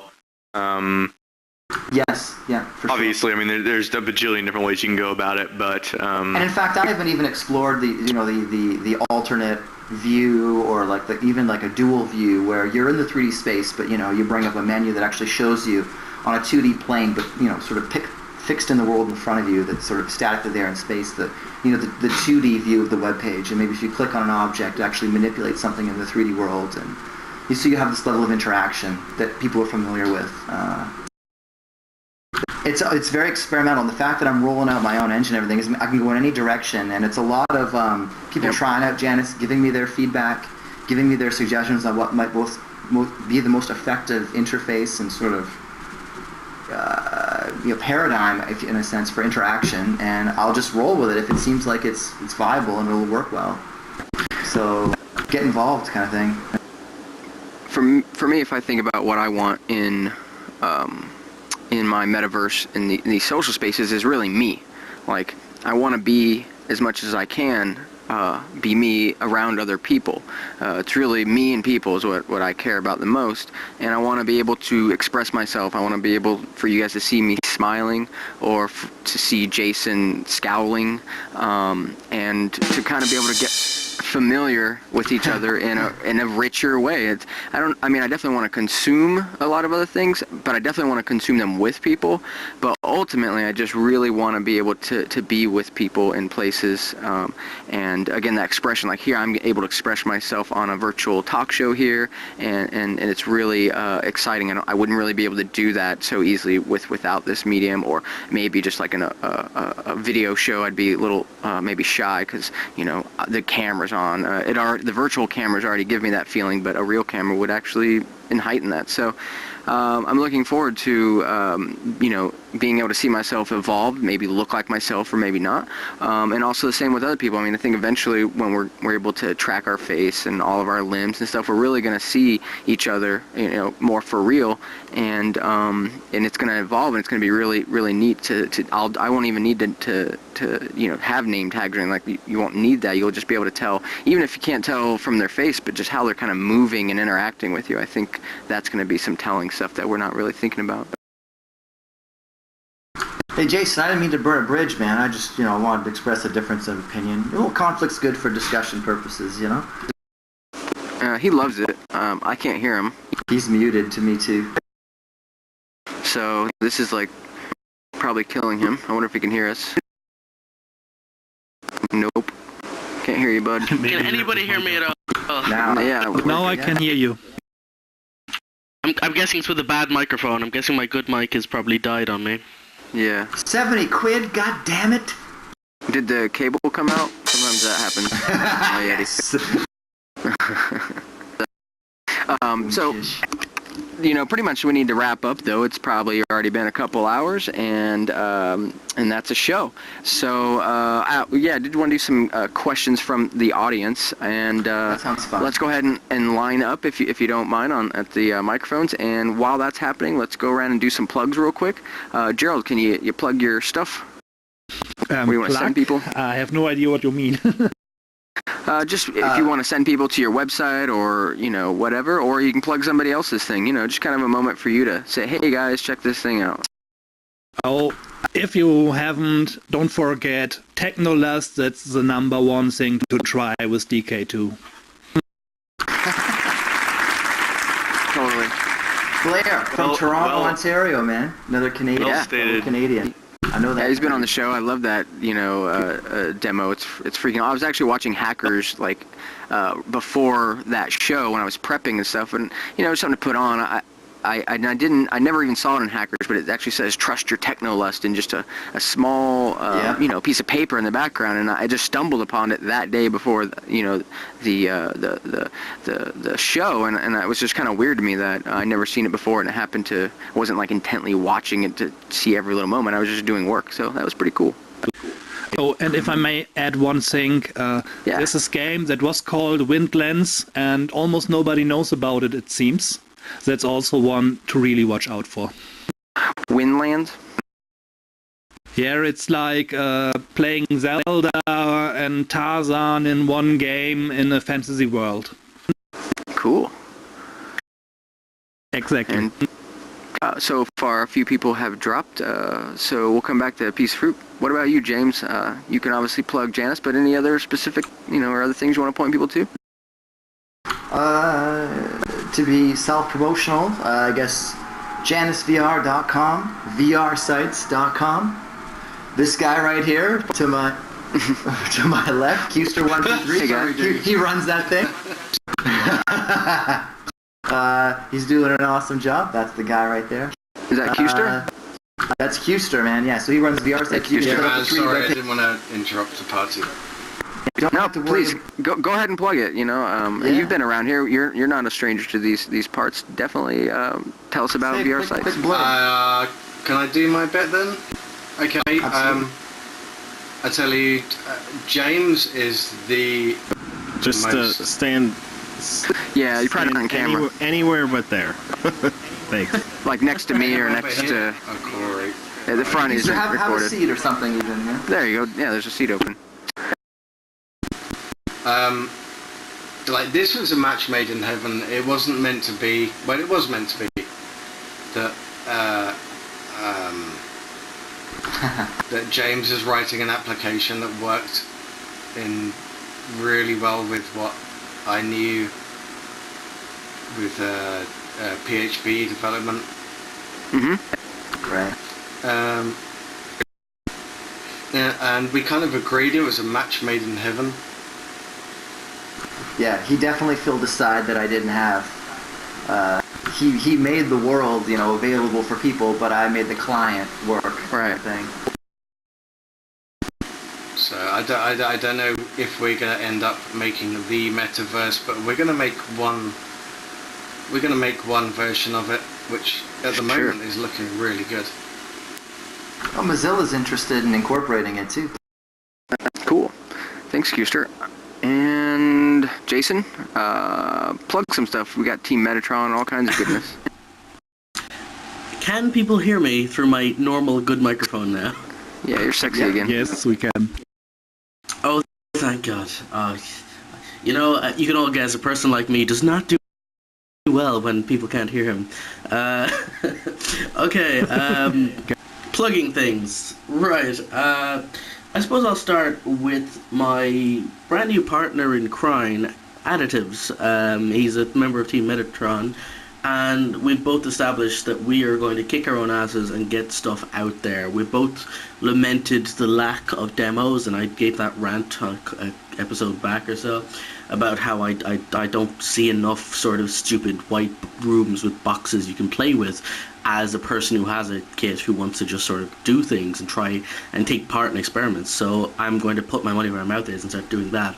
And we've decided we're going to start doing some little tech experiments, or more accurately, releasing the tech experiments we're doing.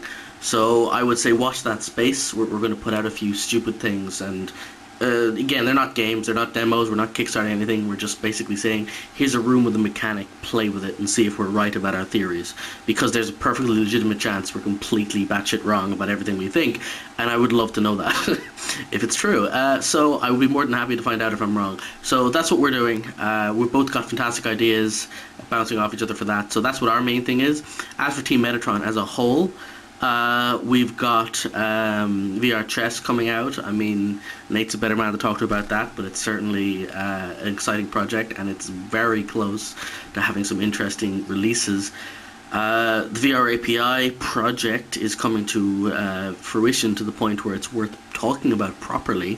So there's some interesting theories coming out and things coming out regarding that we might have releases soon. All in all, yeah, Team Metatron, watch this space. We're still looking for more people. Well, if you're interested, I mean, we have lots of people. If you want to join those people, feel free.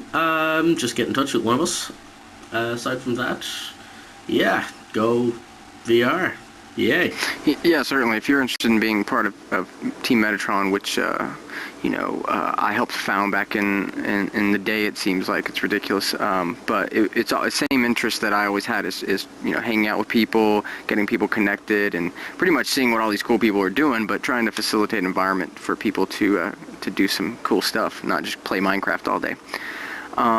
So yeah, we got some questions from some people over here. Let's start on my right. What's your name, and please state your question or comment. Okay, so this is Zero Weight State. I suppose we're talking about the metaverse a fair bit, and I'm interested to see if any of you guys have heard about Otroy and their ideas. I read a white paper from them a while ago. They seem to have kind of stalled and then they keep going. But they were talking about building 3D objects which were rendered real time, with kind of physics built in, that you could add code to, and then their software stack was very small and then would run on Windows, Mac, Unix, whatever. Have any of you programs familiar with them? What was the name of the reference, sorry? Otroy is the name of the company. They do the Brigade engine, and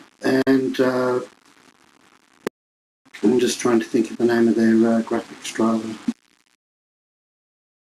I haven't heard of this myself. Physics based. So if you build something to be glass, then it reacts like glass as far as light flowing through it, If you build it to be certain metal, then it will, reflect and have the right specularity, or, all that sort of stuff. Yeah, I guess none of us have actually heard of it. Yeah, I'm not familiar with it. In the I guess it's a metaverse great context. You'd want to have eventually support for various kinds of materials, physics, things that can bounce around and all of that.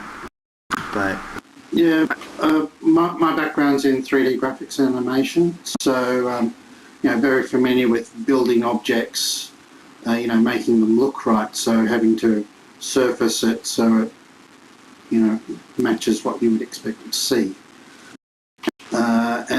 I suppose their idea is that you can build these objects and then add scripting to it. So, for instance, you could be in World of Warcraft and build like a bracelet that you carry around in the game, and then if somebody Skyped you while you're in the middle of a game, then Skype would actually come into World of Warcraft and be in the game that you're playing. To me, that's pushing into that metaverse kind of concept of being wherever you are and then having tools that you can use wherever you are. And the operating system that you're on not really having any effect. Yeah, I think that's pretty rad. Embedding additional behavior beyond the sort of geometry itself. That's kind of the idea, or? Yeah, that's right. And I mean, for that instance, I was looking at the new SDK. They were talking about having multiple things being able to access the Rift and pull information out. Well, I suppose the same thing is then, can you then push multiple apps into the Rift?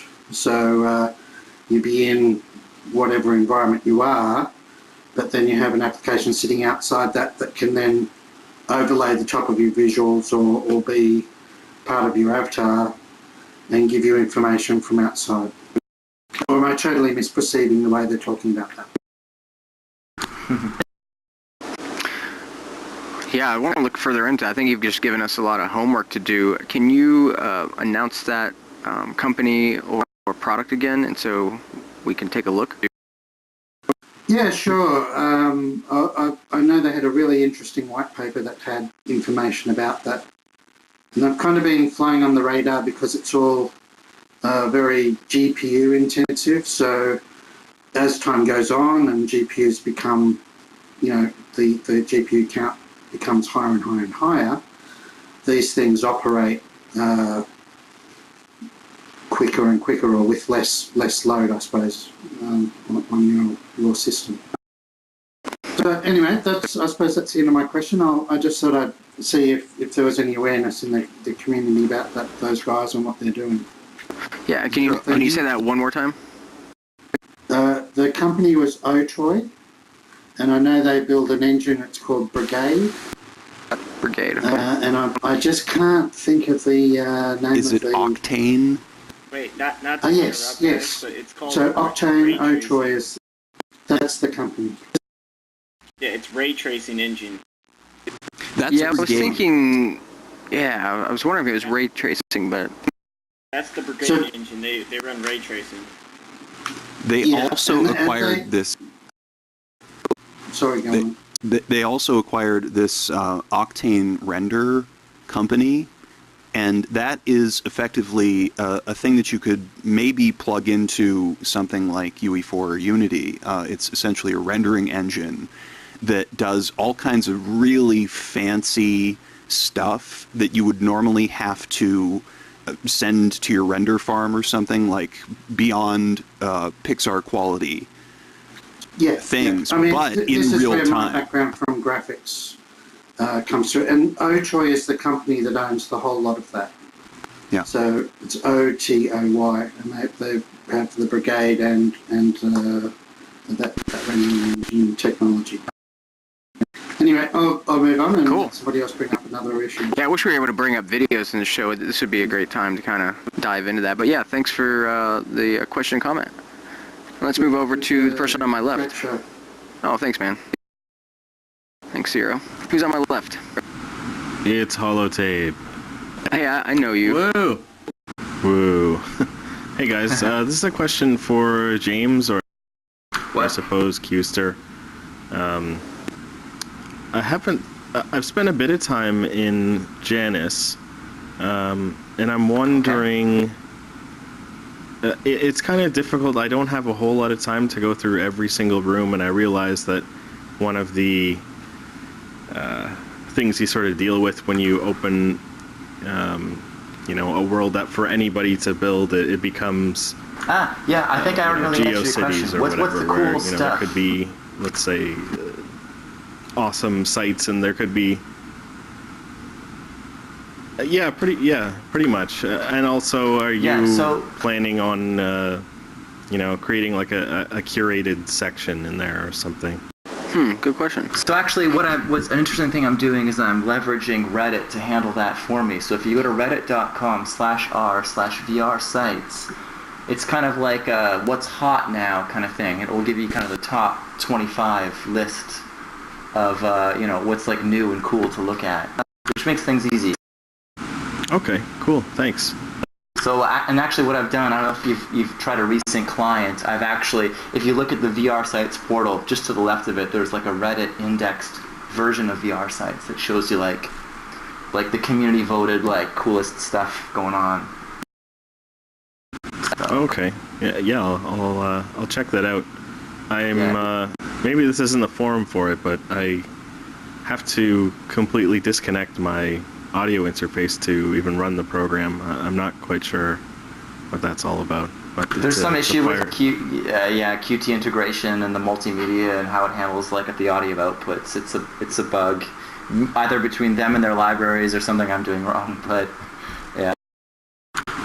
you have to muck around with it a little bit to make it work.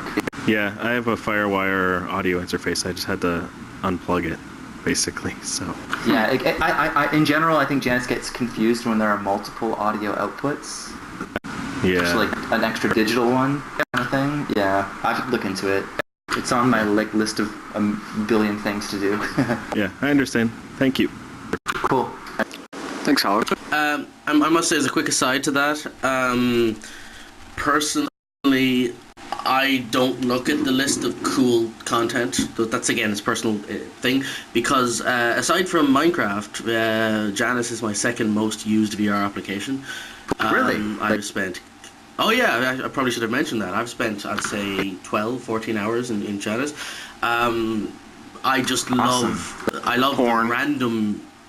Porn, no, for me, it's about the feeling like you found a gem in the internet. In the same way you follow the TV tropes train of hell, I like doing that in Janus. I like going through a door to a door to a door to a door, and all of a sudden you hit a brick wall, you backtrack, and all of a sudden you find a room that, granted it's just a link someone else could link to, but I like the feeling that I've gone through 45 doors and found this room, and it is now my favorite room in Janus, and it's something that I feel like, while I could save it as a link on the front door, I like leaving it there so I can always have to go through this meandering path to get to it.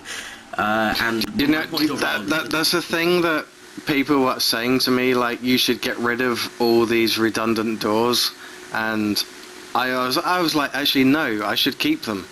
Keep all these dead doors, so you have to go through one by one, and you will eventually find something that's got something of value in there. Like you said, you just have to go through one by one. If you sign up and you join VR sites, you have a door, you have a room, and if you don't do anything with that, then it's redundant. If you do something with that, then we can go and have a look at it. Yeah, I love that comment. I'm all for that. Yeah, I'm all for that sort of random meandering, and I just it's fun my to overall point is that adventure. when people say about interesting content, people who've not tried it or not played it, it's not a question of you enter it and you're kind of going, crap, where's the fun stuff? It is, if you're that way like-minded, it's got that sense of just open damn doors, and I love how it's it's non-linear, it's not like you go down a corridor. You can keep going to the point where you iterate a background in a circle and find something in some roundabout way when your friend could have found it in 3 clicks if he'd done it a different way than you did. So not even that, like now you can go do it with your friends, and I think that's what ends up maybe being really cool. Yeah. Like, hey, check out this door over here, it's freaking got lots of porn. Technically, you can say, you can watch porn with your buddies, right? That's what you want to do. Check out this porn through this portal. You can make the portal? Would that be a right word? I don't know. But then they could all flow through it with you, and yeah, it could be. a weird orgy porn go together go through the internet orgy thing. We should have a porn meetup in Janus. Actually, my favorite Special virtually incorrect with Gunter documentary on the craziest porn in Janus. This is a good time to plug Nuke Marine, man, because he's we talk about it. Yeah, he's innovating in that space. Yeah, he's working on. We've got. No. You can't let him. You can't. He's not the man. You have to kind of. He knows the guy. Yeah, he knows the guy that's doing it, but it's not him. It's not him.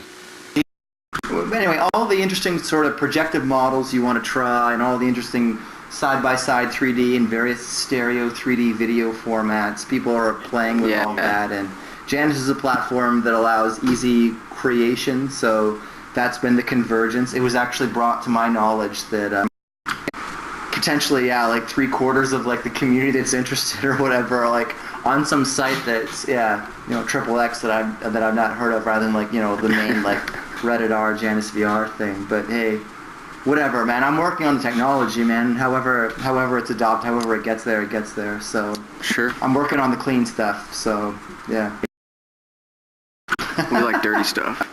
Cool. And on my right side, one last thing. Speaking of Janus porn, my favorite thing about that is not the porn itself, but for me, it's the portal porn. It is that one room of absolute awesome which someone has made the brain fuck room, which is these obtuse shaped friggin' rectangles and things interlaid. And I just absolutely had an absolutely brain aneurysm thing. Yeah, dude. Crazy ass dreams the following night. I think we need to thank Nuke Marine for that. Yes, thank user Reddit. I haven't plugged him. Reddit user Nuke Marine. He's an innovator. Yeah, he's been on the show, and he's hanging out here a lot. So we're friends and have had many a chats. And to kind of finish up with questions and put a bow tie on this show, let's do one more question on my right. Can you state your name and give us your question? Sure, my name's Clan Solo, and I've been using JanusVR a lot lately, and I really enjoy it. Awesome. The biggest thing that I see is it's really social. Like, instead of the web where you're just all alone, you can actually follow other people, see what they're doing, and you can instantly drop in a portal and show other people what you're doing, which is quite amazing to be able to do that. Yeah. So my main part of this question is that I see like as a portal is like sort of like a superpower, and I was thinking of other VR type titles like Titans of Space, where you can actually do like a really infinite zoom.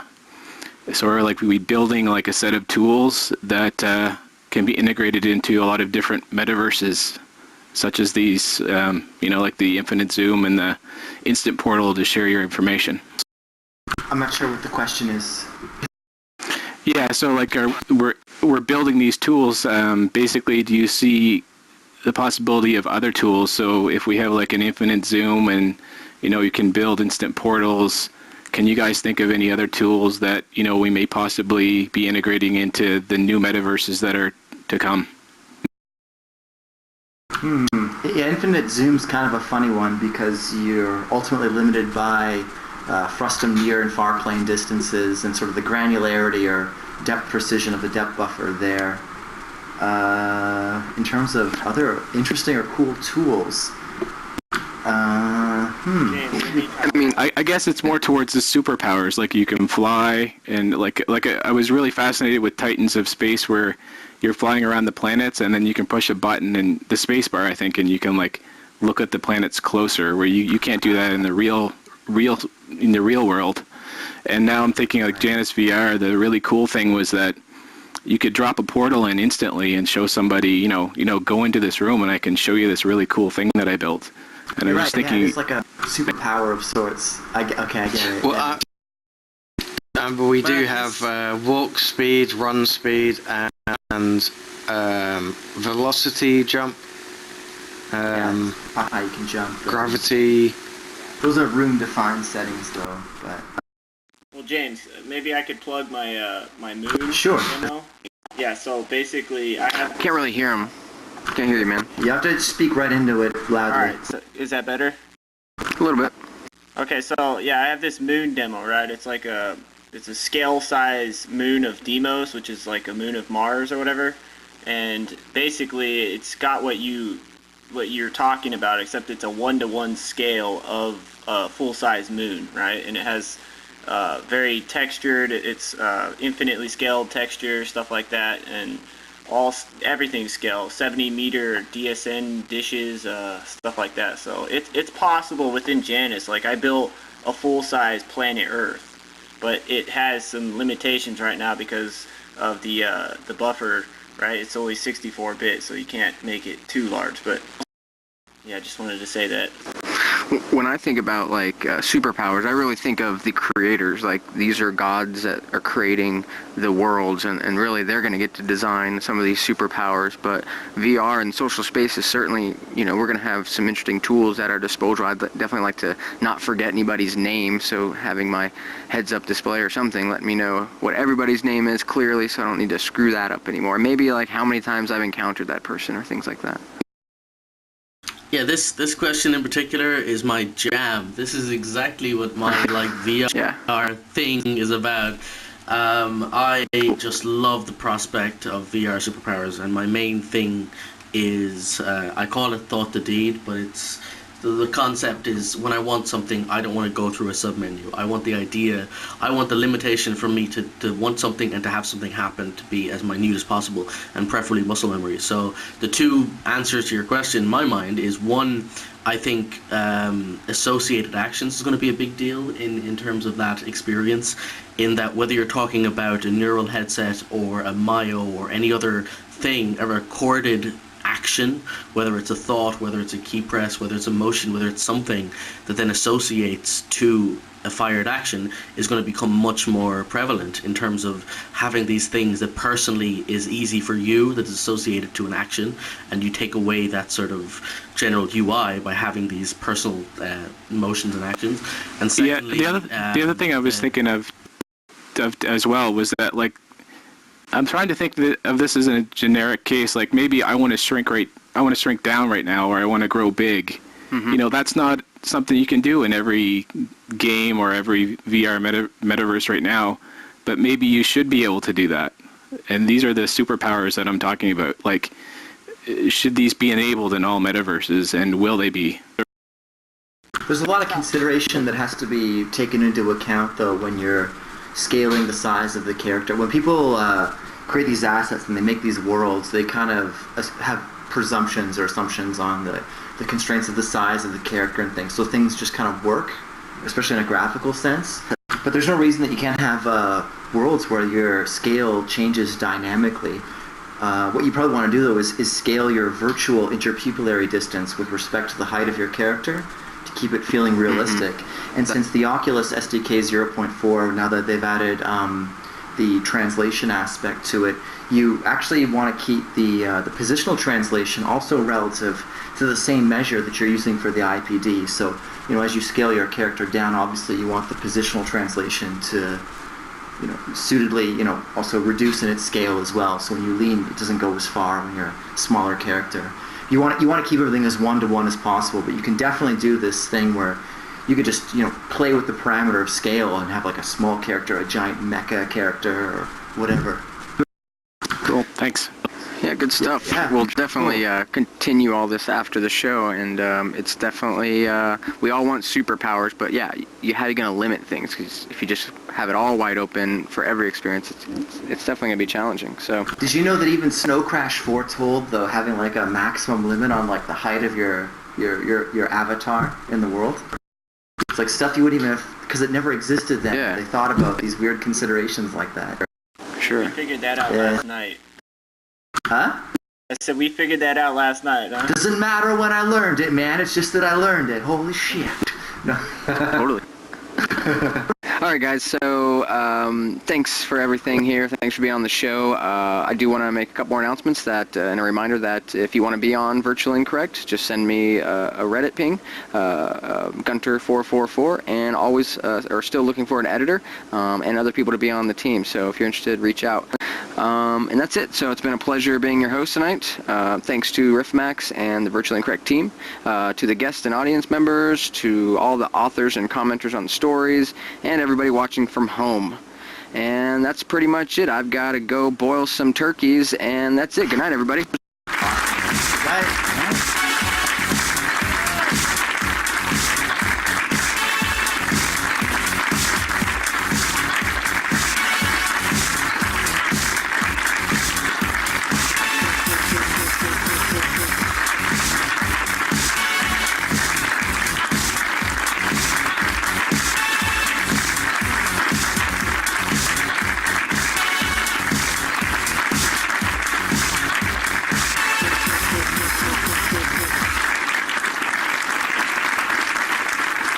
Thank you.